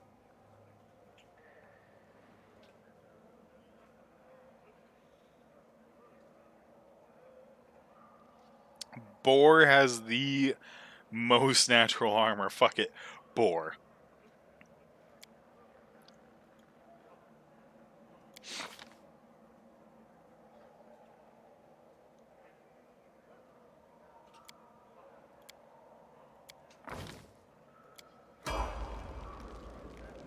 Alright.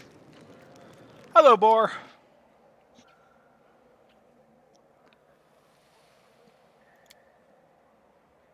Armor proficiency, light barding. Hell yeah.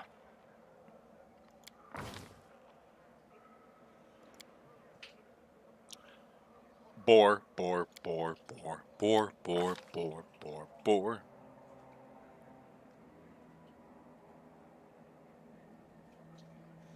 We can give it.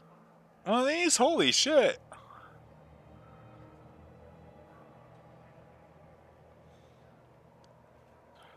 Armor proficiency, medium barding.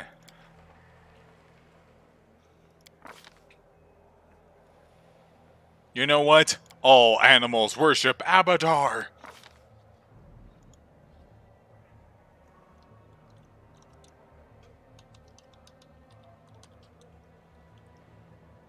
Sir Broington the Third.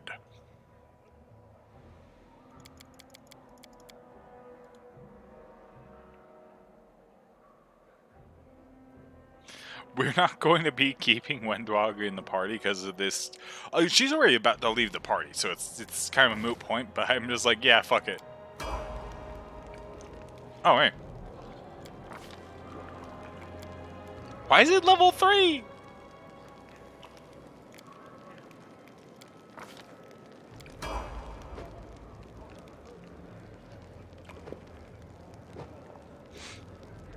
The enchantments on this amulet allow the wearer to conceal their alignment. We now have an explanation for why she was not showing up. Okay.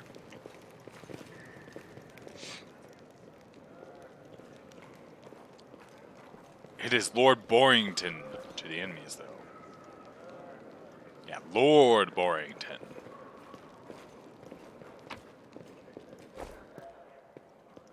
Oh man, I love doing dumb names for animal companions. But then again, I also put a circle of intelligence on an owlbear. Oh, we don't get a Horgus voice. Finally, someone from the surface. I was beginning to lose hope. An elderly man in expensive but not ostentatious clothes that approaches you. His face is peppered with several healed cuts and bruises, twisting expression of extreme discomfort. Allow me to introduce myself. My name is Horgus Gwyrm. Yes, that Gwyrm. You no doubt have heard of me if you've spent any time at all in the city. I have a business proposition for you. What kind of business proposition? I don't know what is happening on the surface right now, but I am determined to find out. You have no intention of seeing out the rest of your days in this village, I suspect. We must find a route back to the surface, to the city, if there's anything left of it. I don't know what good songs will do us in Darkhold like this, but people say that wandering troubadours can find their way out of any situation. I hope those were not just tall tales. They reference my class! Sorry. Sorry. I shouldn't be that excited about that, but that's cool. You are strong, it will be no trouble to you. But I, alas, am not as fit as I once was. I can't go crawling about through caves, playing at scouts. My proposition is simple. Lead me back to the city and I shall pay you 1,000 gold coins. I suggest we help this man. It is good to have friends among the Canabrasili.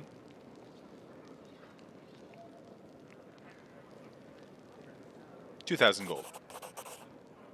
Horgus's gaze is piercing. Are you taking advantage of my dire circumstances? Very well, make it 2,000. Deal. Splendid. In the meantime, I shall sit here in the village. How'd you end up here? for a moment. Horgus' eyes focus on Camellia before his gaze returns to you. Like everyone else, down I went when that accursed beetle cleaved the ground in twain beneath our feet. Lucky I didn't break my neck in the fall. I'm doubly lucky that I didn't encounter any subterranean cockroaches on my blind wanderings. Instead, came across hunters from the settlement. I must say that I have glimpsed their physiognomies. My life flashed before my very eyes. They turned out to be decent chaps, frightening to look at, but able to keep going. You don't speak very kindly of the mongrels, even though they saved your life. Ha! Kind words are for people with hours to fritter away on pleasantries. Horgus Worm speaks his mind, and he pays for services rendered not with kind words, but with hard coin. I gave the mongrels my dagger in exchange for their help. Its handle is worth more than their whole village. Your name tells me nothing. Who are you? Truly are freshly arrived in the city, then. Couldn't have picked a worse time, that's for certain. Only just arrived and the city's been razed to rubble. You should know that you are looking at one of the richest and most distinguished men in Canabras. I may not be as well known as certain swaggering loudmouths who spend their lives traipsing from one ball to the next, but the Gwurm Trading Company is one of the pillars of the city, I'll have you know. Did you see the marquees in the square? I paid for those. Tried any festival delicacies? You have Horgus Gwurm to thank for that. We have to go. Go on, go on. Don't forget our agreement. When you find the way out, be sure to tell me.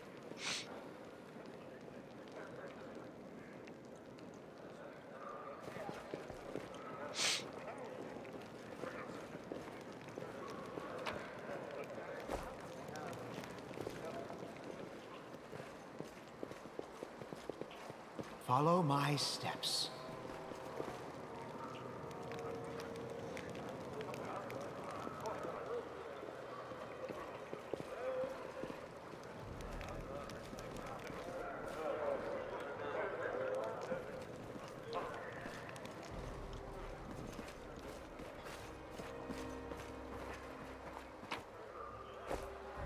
Mutated fish!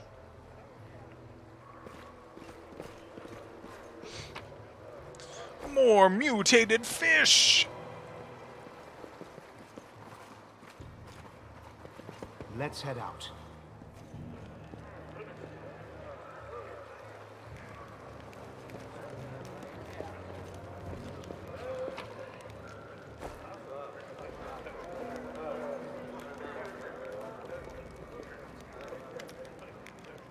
This tragedy may not have happened if you'd spent less time surveilling honest citizens and more time tracking the real spies and demon worshippers.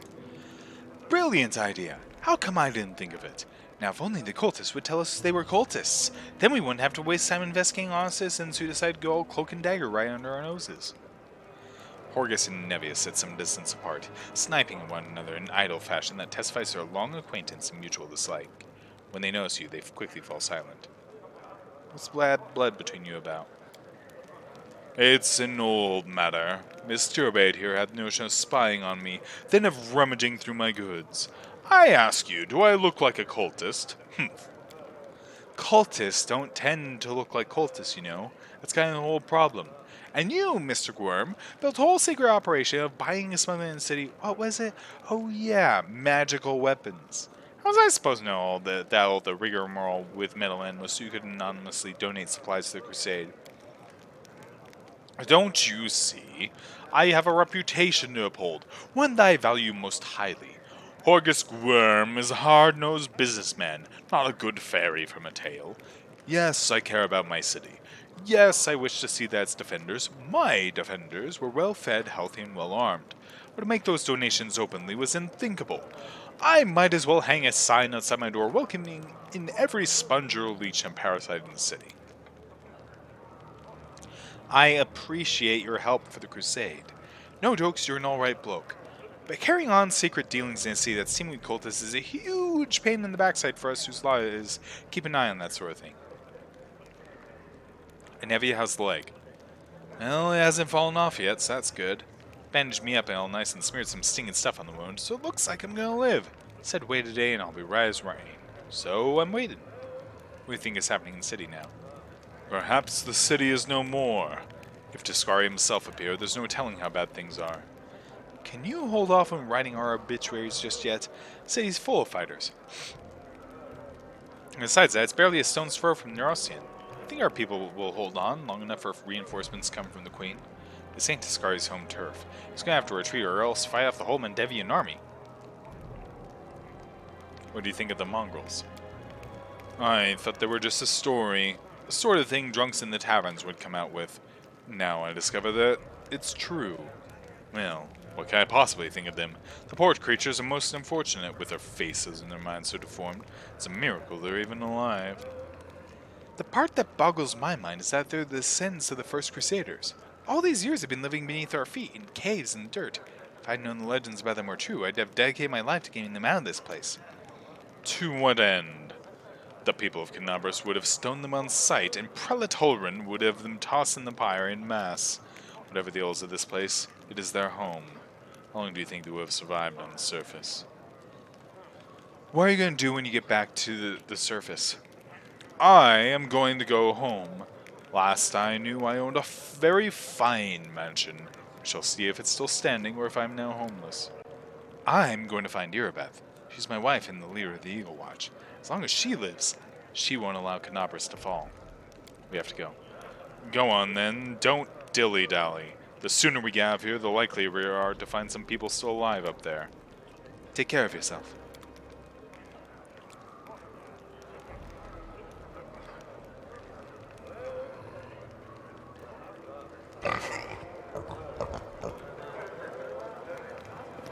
Hey, Uplanders! Come and see my wares. Sorry, I'm making a reference that, like, I realize having not shown off KOTOR, nobody would get right now. That said, if you've ever played KOTOR, I was just thinking of the Undercity Merchant. You there! You from the surface! You must be tough to make your way down here. Never thought I'd see the day. Call me a gear. I mean Daira. Let's trade. Sorry. The thing is, like, Daira's actually a good person versus a gear is, like, absolute scum. Who are you? The people around here call me all sorts. Daira the Hoarder, Daira the Coin, Daira the City Girl. Like, that's a bad thing. I troll the caves picking up all kinds of things from the surface that wash down here through your sewers. I trade all kinds of junk for food and clothes, but I only part with my best finds for coins. Got no coins? Forget what money is? Well, I have no use for you. If you want sea goods, you need to pay for them with gold, like city folk. Why are you so eager to trade with me? Because everybody here are just like animals now. Daira yells with surprising anger before being overcome with coughing. Wiping her mouth, she continues. Our forefathers living in the city, like you. Our people love to reminisce about armies, knights, crusades, but I couldn't care less about that. Savages with clubs can fight a war. Only civilized folk can buy and sell. They've all forgotten what trading is. They've forgotten the value of gold. They barter hides for plant roots and go on about the feats of crusaders. Who cares about them? I don't need help remembering. I have coins, I have things to sell. That's trade like a proper city folk. I'm assuming if you're a worshiper of Abadar right here, that's where you'd be like, hey, yeah, yeah, that's fucking great. Man, if only we had a boar who could inform her of the grace of Abadar. If only. Anyways, bulk selling.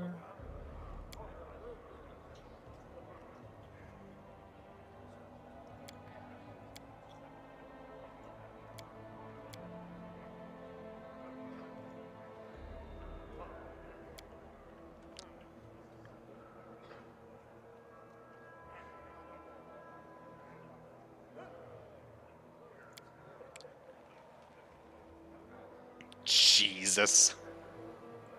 The thick pads.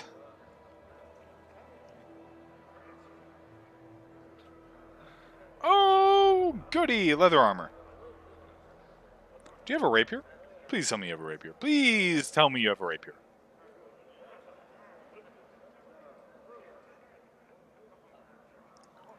Rapier, rapier, rapier, rapier, rapier. Oh, she doesn't have a rapier. Okay, that's fine.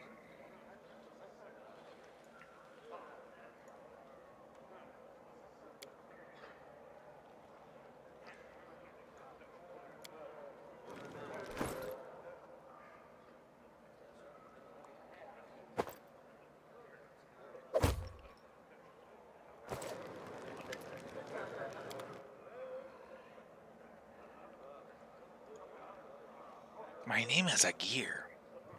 There we go. It's not the best of stuff, mostly salvage and the like, but it's still good for your Let us be coin. careful.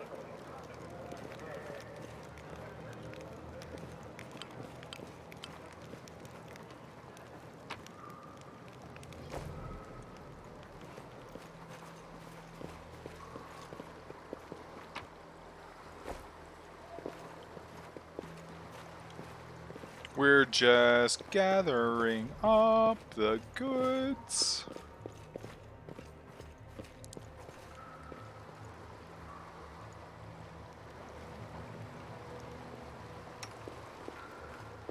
You don't have spells yet, right? Alright, good. You need to prepare your spells. We're gonna go with Bless.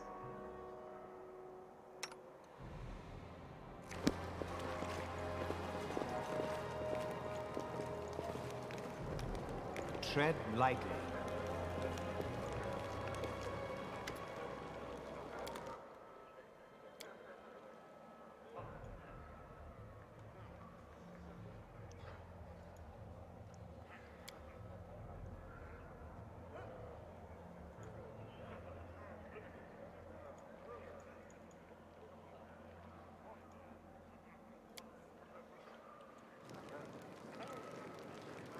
I'll prove I'm the best.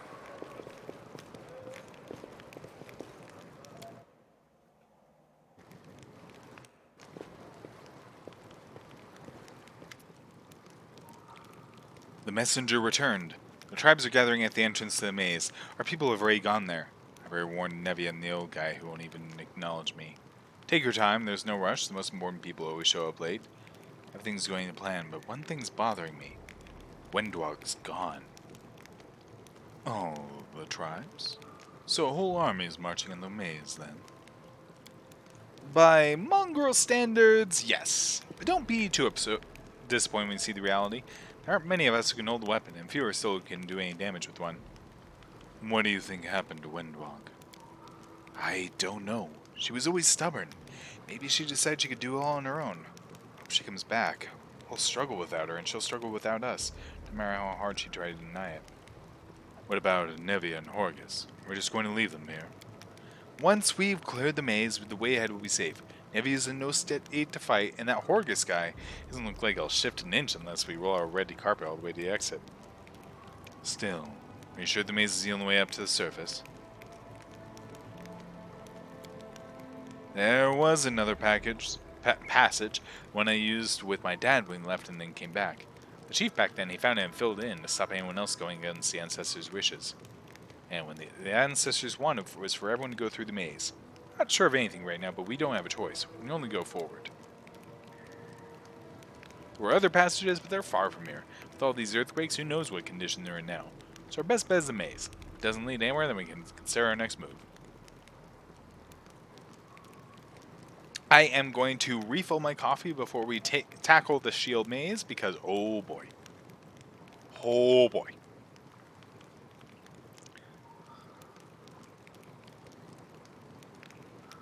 I will say, if everything in the shield maze has sneak attack too. Hello, Okolokoko. There we go. It always takes me a minute. Yeah, if everything in the shield maze also has sneak attack, I might go, let's save this for another time, / let's wait for the patch, because fuck that. You missed several near TPKs, as every single centipede, fly, elemental, and Monitor Lizard and Spider all had sneak attack. Why did they all have sneak attack? I don't know.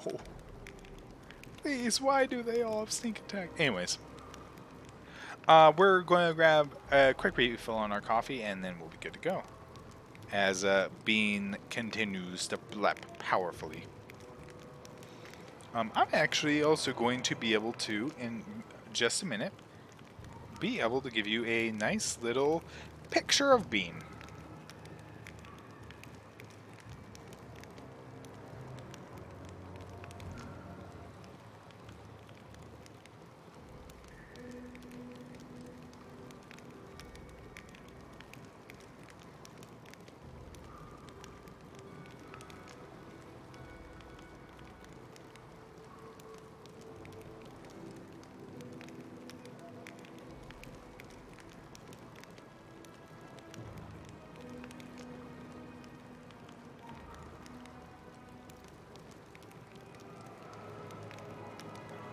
Yep, but yeah, I'm going to refill the coffee, and then we will be right back. So, just quick.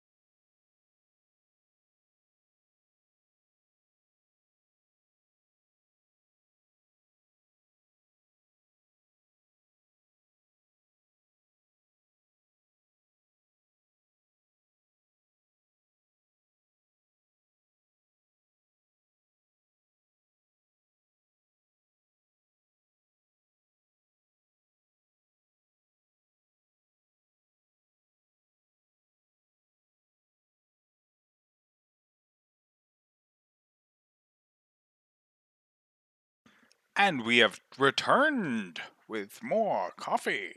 Iced coffee, but yes.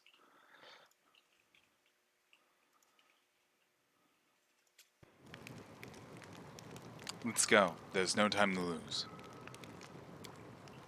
Hold on a minute. I want to tell you something. To tell you that I'm sorry.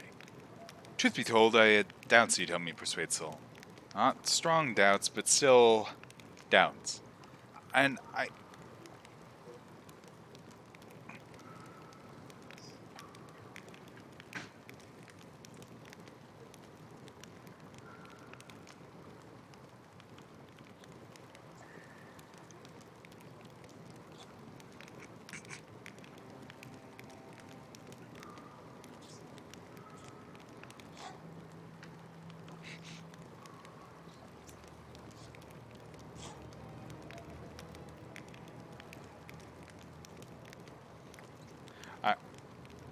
there you go. Okay. I'm gonna continue for right now. I know how hard life is for tieflings on the surface, especially in Canabras. People used to mistake me for a demon all the time when I was living there. I remember how offended I felt when people treated me with prejudice, and then you came along and I started wondering if you were a cultist or a demon spy. Long story short, I was wrong. Forgive me, I know I could have kept this to myself, but I'm used to being honest. So, thank you for giving the mongrels hope. It's like we've started to believe that we're worth something, and we have the power of the angels on our side. That's it. I guess that's all I want to say. Let's go through the main gate. The straight road is the shortest.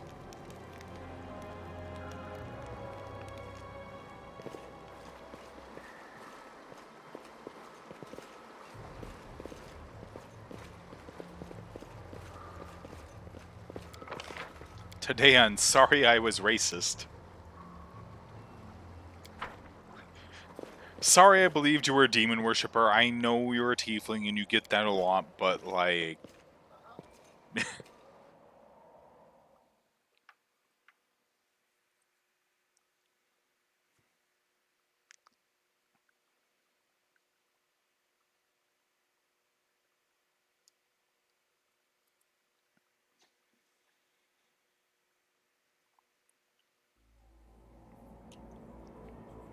I'm gone.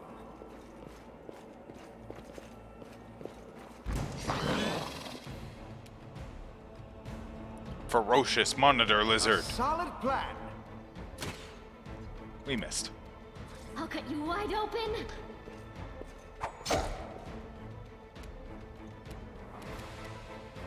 Perfect strike. Oh yeah. Anyways.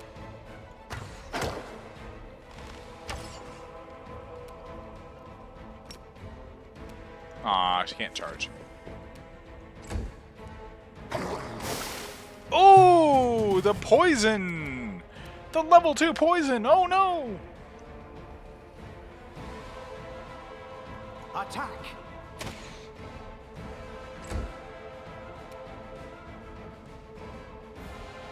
The spirits demand your blood.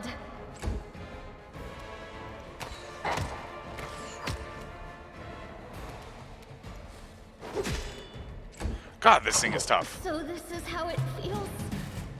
And she's down. Okay. She regained her, dex. Okay.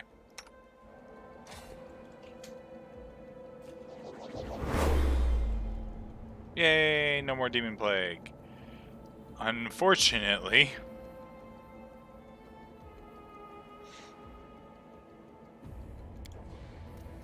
Anyway, she has the healing hex, so she can just boop.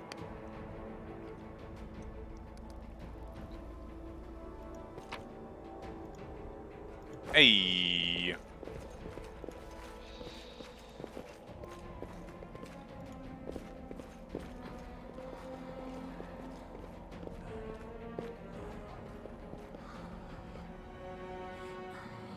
The tribe shall gathering soon. Soon we will attack. How long can we wait? The other tribes haven't turned up yet. We're going to wait for them. Just another while longer. Knowing so, the preparations will take the best part of a day. Let's go take a look in the maze ourselves and see what's what.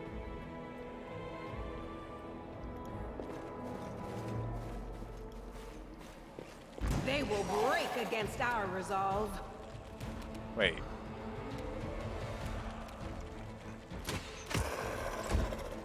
Oh dear. Oh no, we have another fly.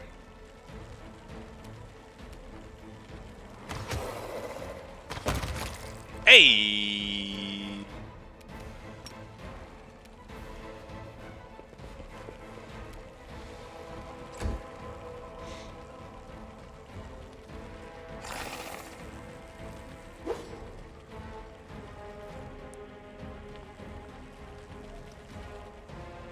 God damn, that's a lot of flies.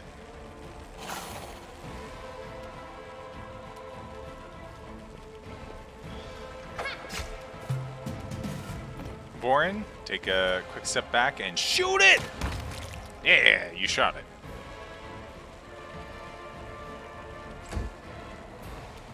Come on, Lon. You've crossed the wrong mongrel. Did you see that? Ooh.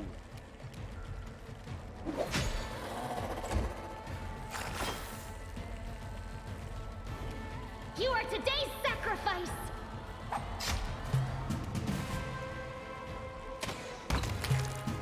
There we go.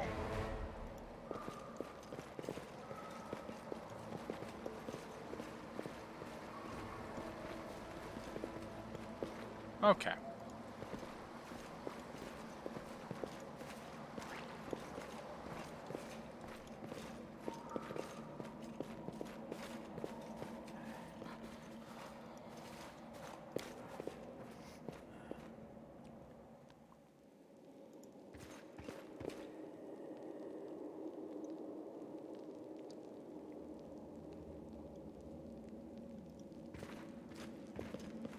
Lore religion.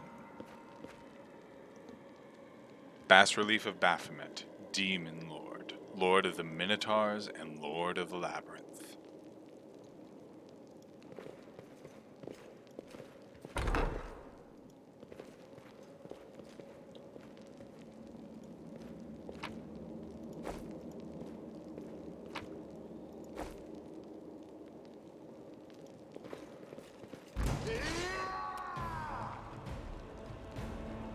Neophyte Wizard, Neophyte Sharpshooter, Baphomet Cultist. Okay!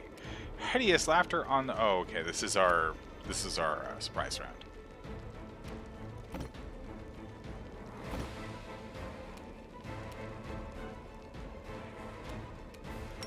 Ignore precise shot, just take it... Oh, okay. Oh, fair enough. Wait, did you eventually find her?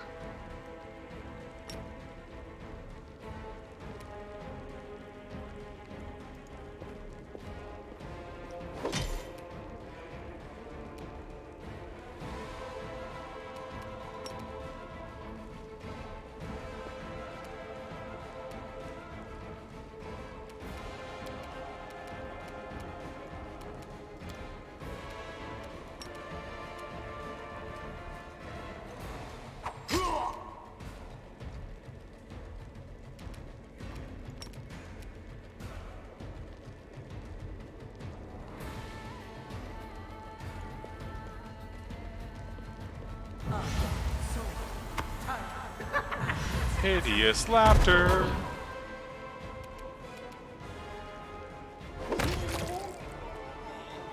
Okay, good.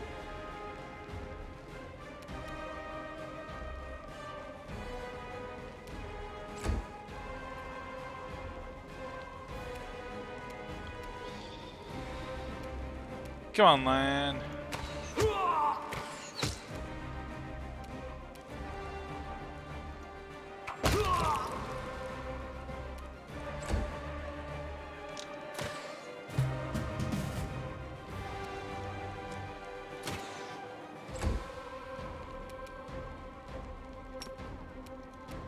Into the fray!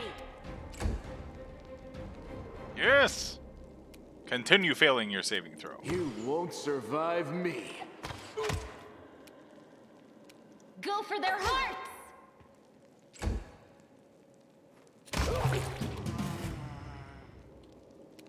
Aim carefully.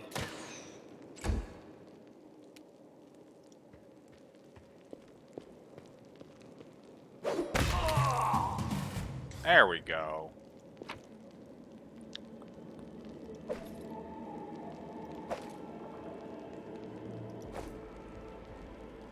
Oh, oh wow, that's bloody. That's giblets.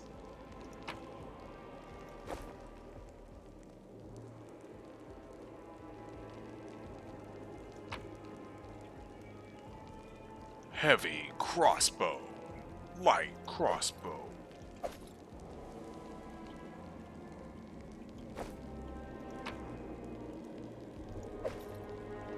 Masterwork glaive.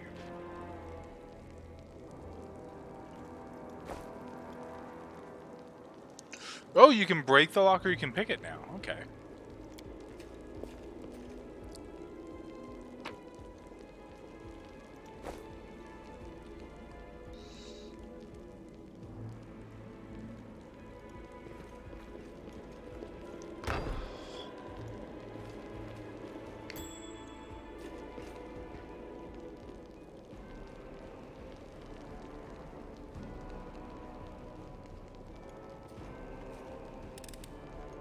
I hope you appreciate this.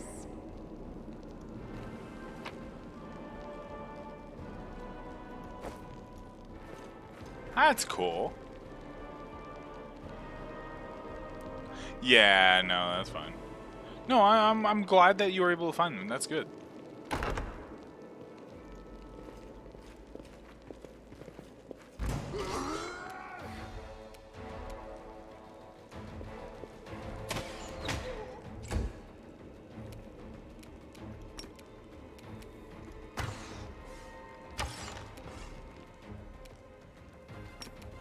Charge!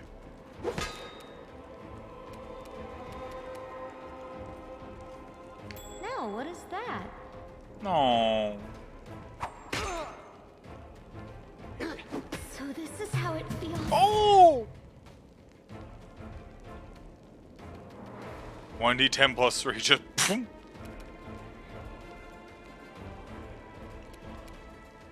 Forwards! Welcome to core difficulty. Endure this! The Inheritor, guide my blade. Yeah.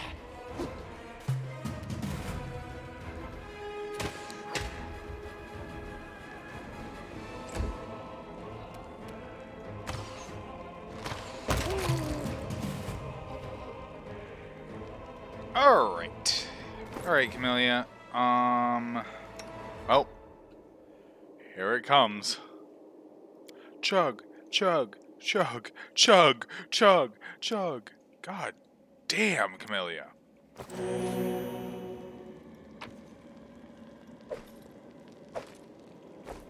Oh, is that a breastplate?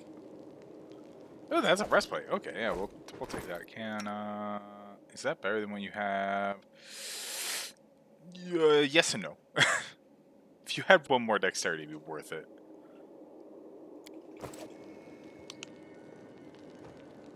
Ah, fuck.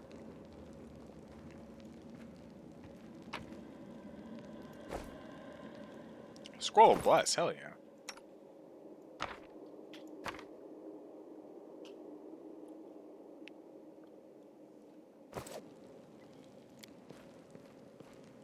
I've failed. Shelves chock full of old moldy books. I found something.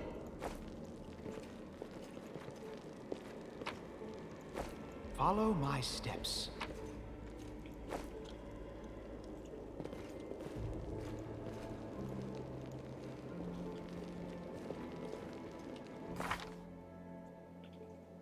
Always are, undetectable.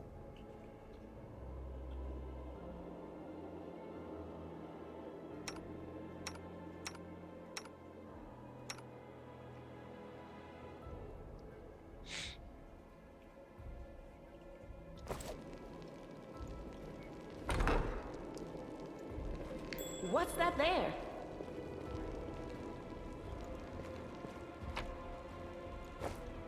You know? That is a clever way of doing it.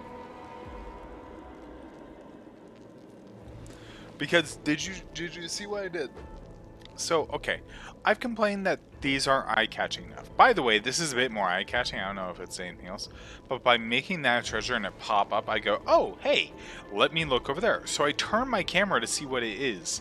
And then I clearly see these portraits. I still wish there was a little mouse over for them.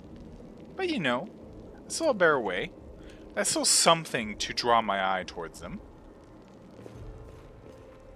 So I'll take that.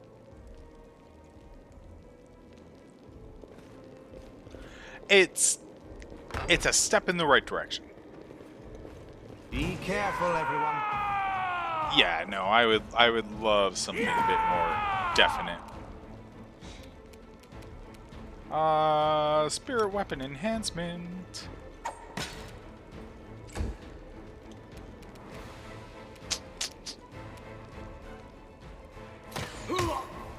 Yeah, there we go. Make every strike count.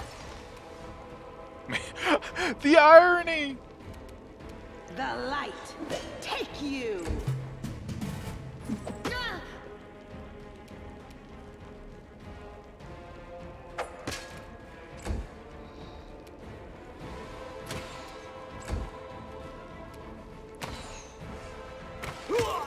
Yeah, there you go. Nice hit. Good solid hit. Into the fray!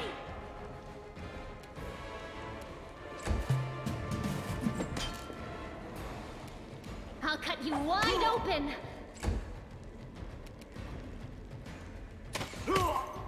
We're getting some good solid hits on him. That said, perfect strike. There we go.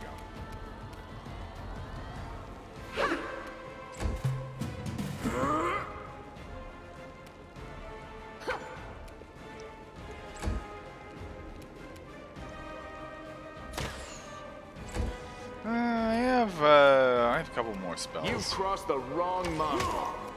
Like this guy's getting a bit tough. The Like Inheritor, we're guide winning. my blade. Well, as long as she doesn't take another good hit, that I think we're fine, honestly.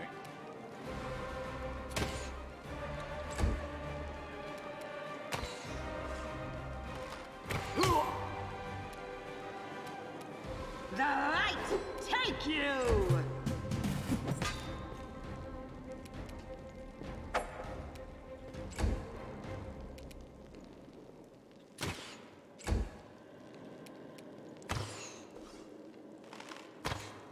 Throw enough dice at him and he'll eventually fall. Go ahead and take off fight defensively since he's not focused on you anyways.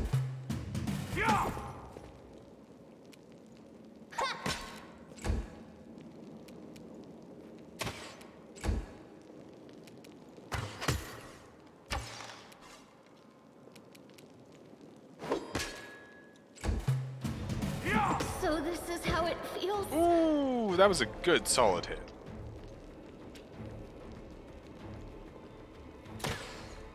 He's almost dead though, so like Sela should be able to be fine. Especially if she starts fighting defensively again.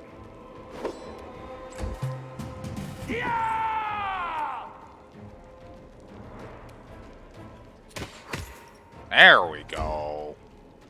You won't survive me.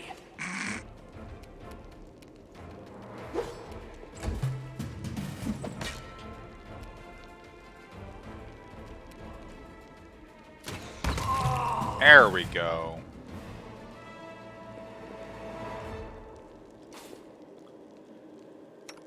Alright.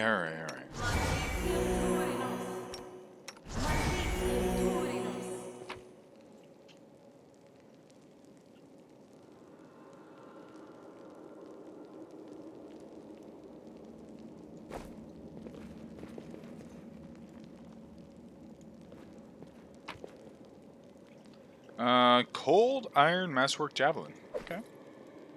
Warhammer. Sickle.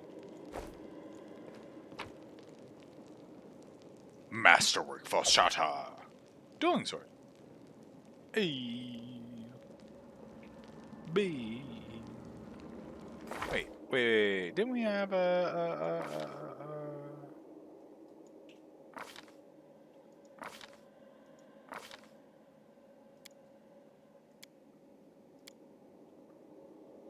Right, we were Mendevian Orphan. That's right.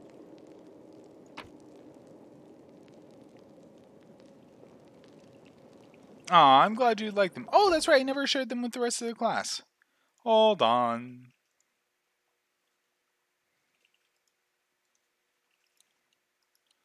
Since I can share links...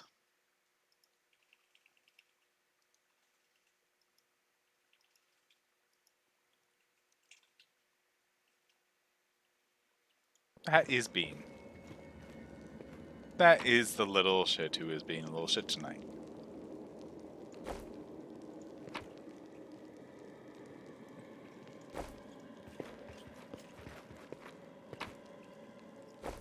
Let's head out. Really? That's Rock Warhammer.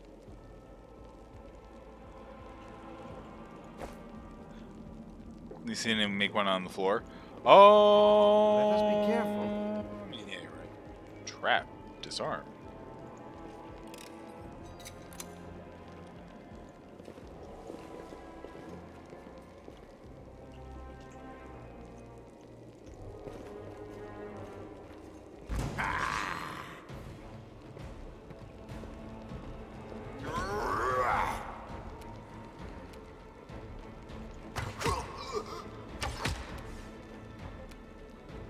Into the fray!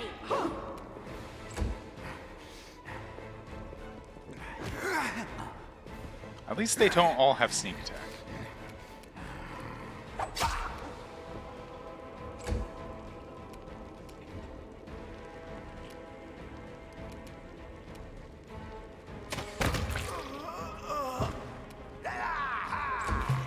This is not good. Endure this! There we go.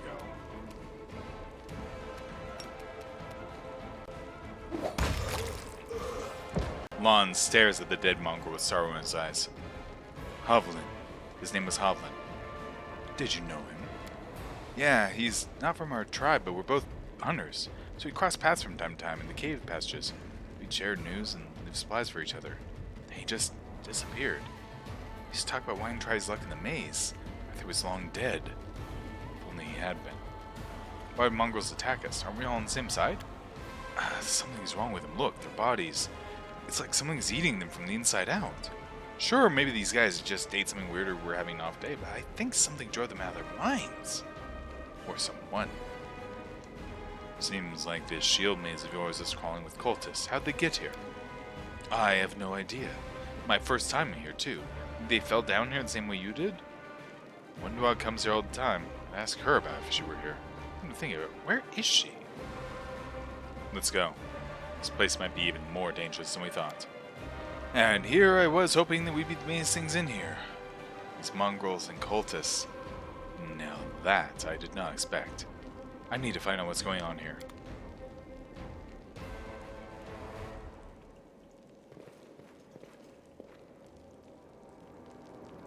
Oh, this door was trapped. I like that. Oh, you get to see the... Oh, that's cool.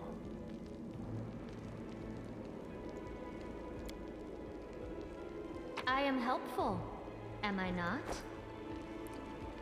I kind of like that you get to see that. Azor. The bloodstains still mar the ground. Around them are comfortable benches with pillows. Someone clearly enjoyed watching others suffer.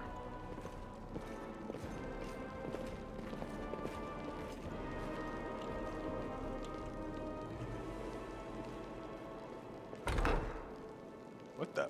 We can just open it? Oh, right, this isn't the, like, evil fuck you place. So, anyways.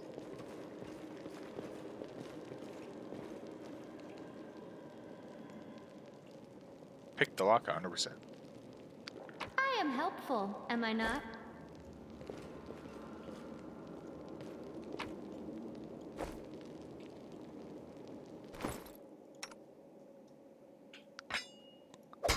Rapier.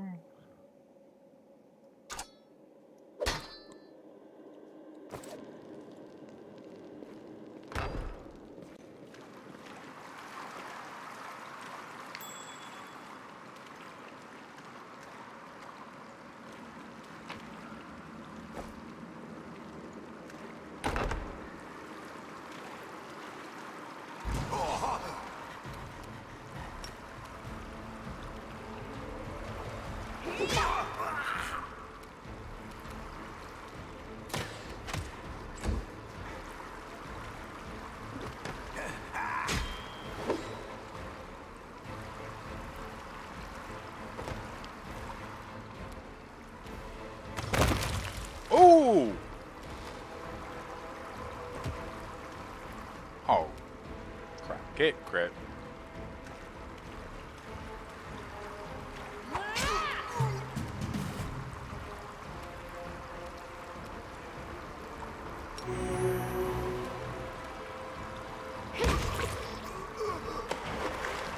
There we go. Cool.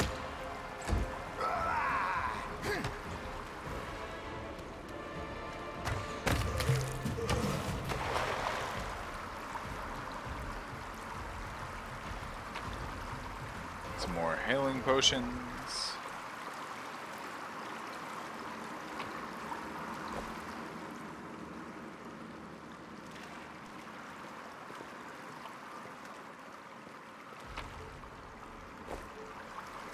Potion of protection from evil. How long does protection from evil last? 1 minute per level. I mean,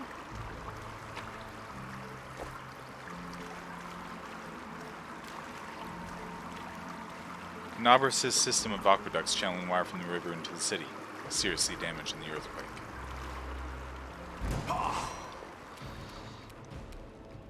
Corrupted mongrel ranger.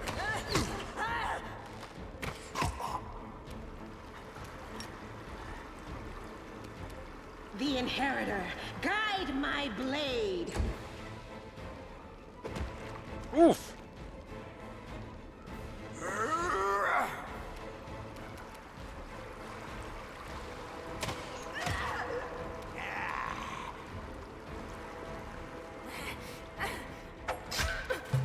Nice crit.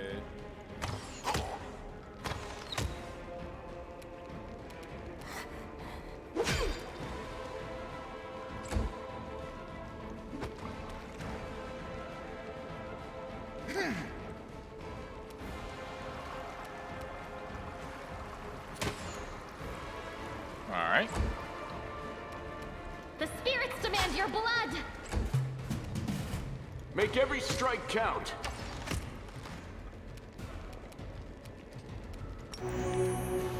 Aw, really? 1 point?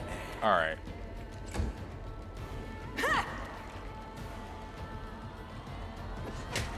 Ooh! Well, at 1 point kept her conscious, so I mean, alright.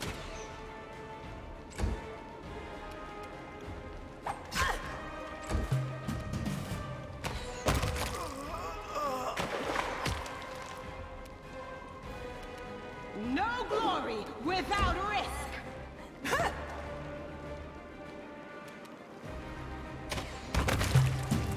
Get crit.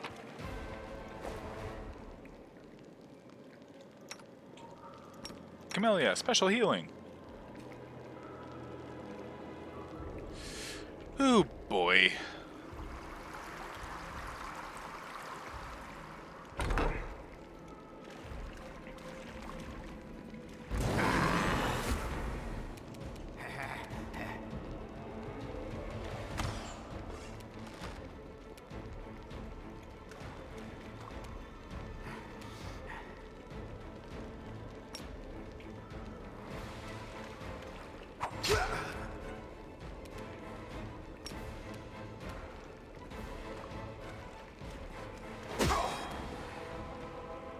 There we go.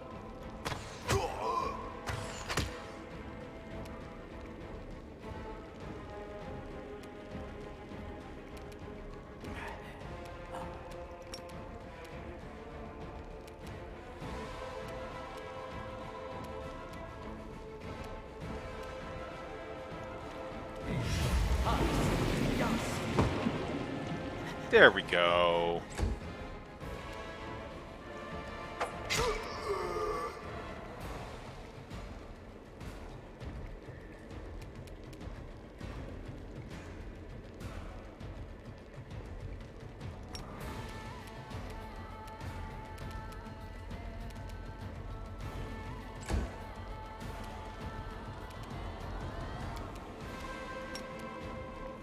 Ah, they don't count. Okay, just making sure.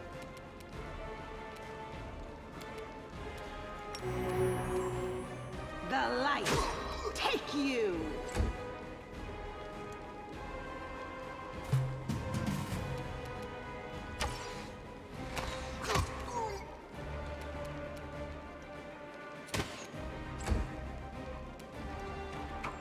Grease is great, CC.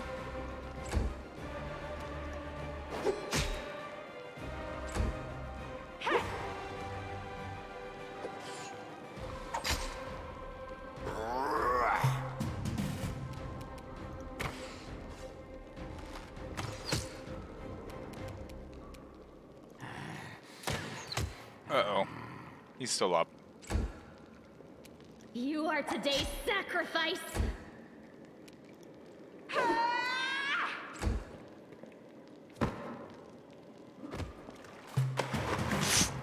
Alright.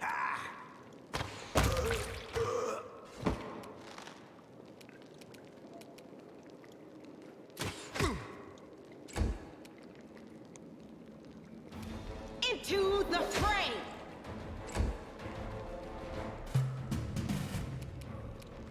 You've crossed the wrong mongrel.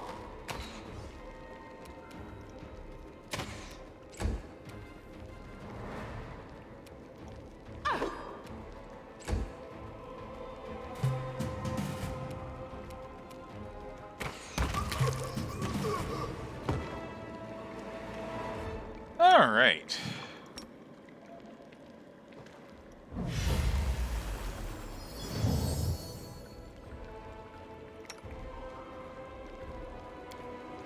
Well,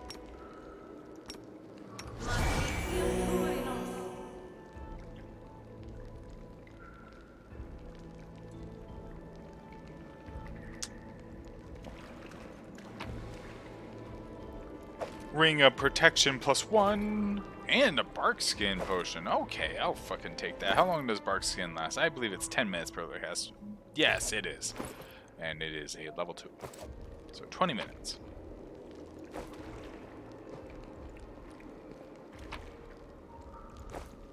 Okay, more potions. Good. Tread lightly.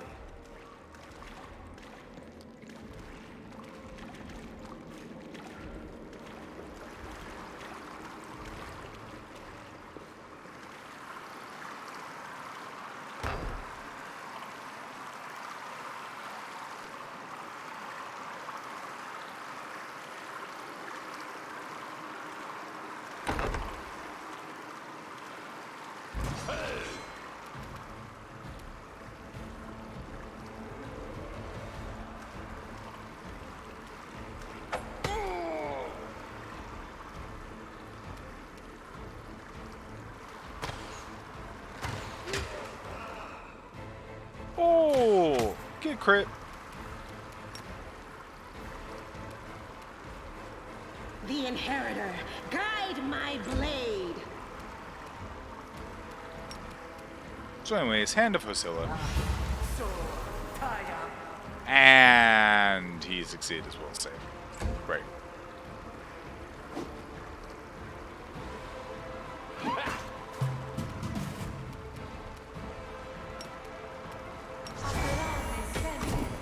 Oh.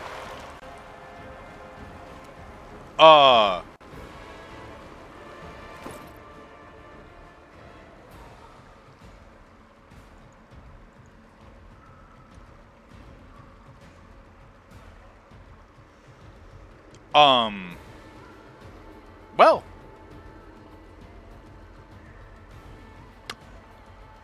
Oh boy. Um.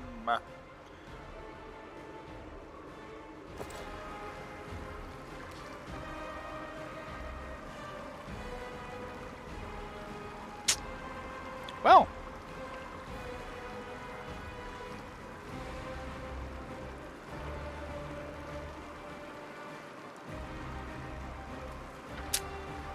Camelia's dead.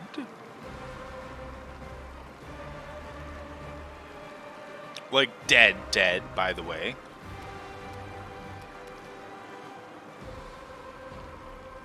You won't survive me.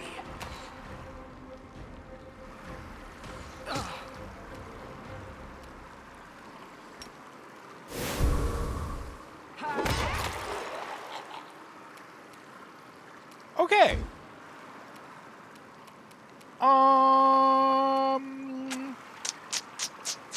Oh, that's not good.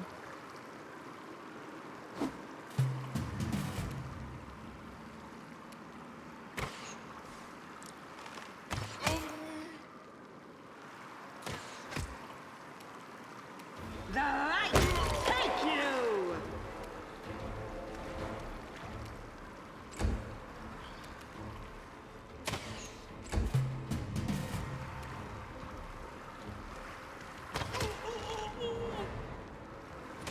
Learn from my mistake. Huh. Well. Endure this!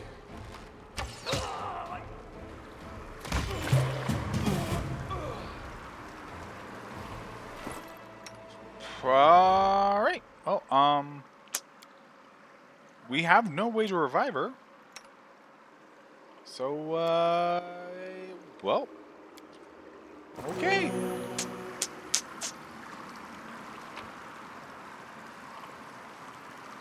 Club, scale mail,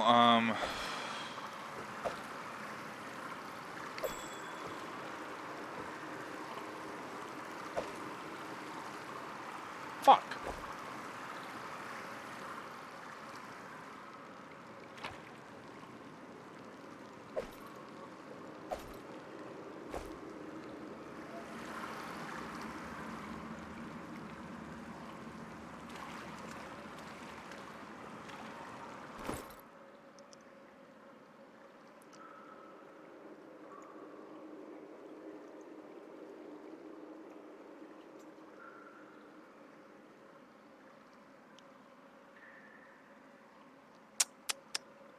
Well,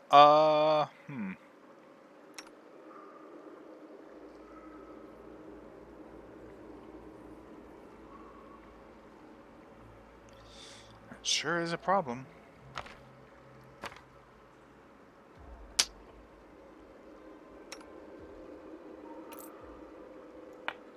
Anyways, give our front line a bit more AC. Do Because, not fear! Do not waver! boy, are we gonna need it.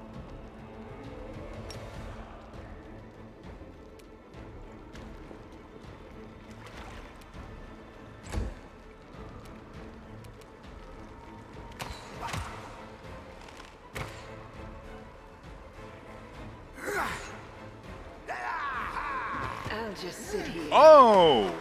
Oh!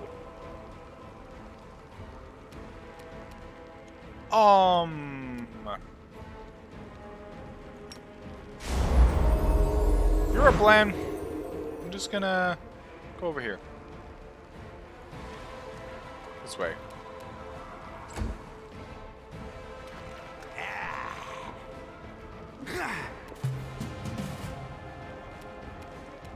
Make every strike count.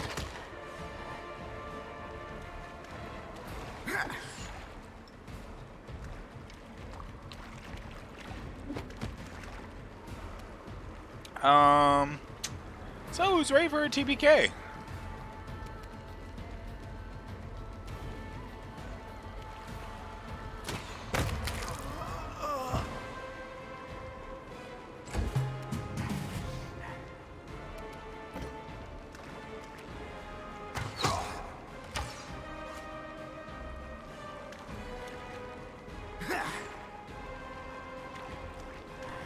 Oh, no.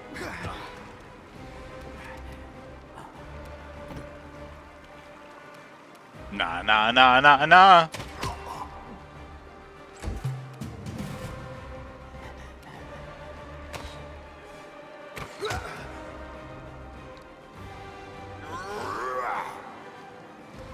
Nah, nah, nah, nah, nah. Vorin is dead.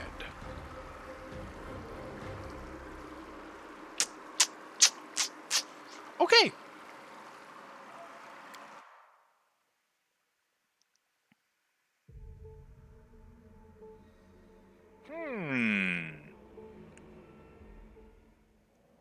Well, there's several things we can do about this. There are several things we can do to better approach this entire dungeon.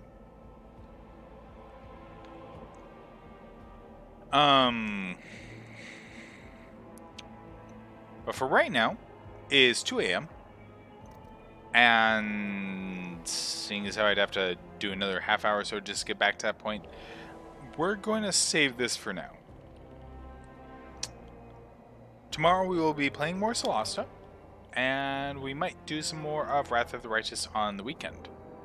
But right now, I want to mess with Beta 3 on my own just a little bit, refresh myself with Pathfinder, and then come back to this with like a little bit more. Oh yeah, no, I know how to do this. Also, if possible, I will try and find a good bit of art for Vorin. Other than this picture. Not that I mind this picture, but I'll try and see if there's any other art that I like a bit better. That might fit him a bit better. For now, though, thank you all for watching. We will have more Solasta tomorrow, so you get to enjoy the tales of Zetrin and her compatriots, as well as Smetrin, the fucking dwarf cleric. I fucking love that guy. Alright, but I will see you all tomorrow. You've all been wonderful. Do take care.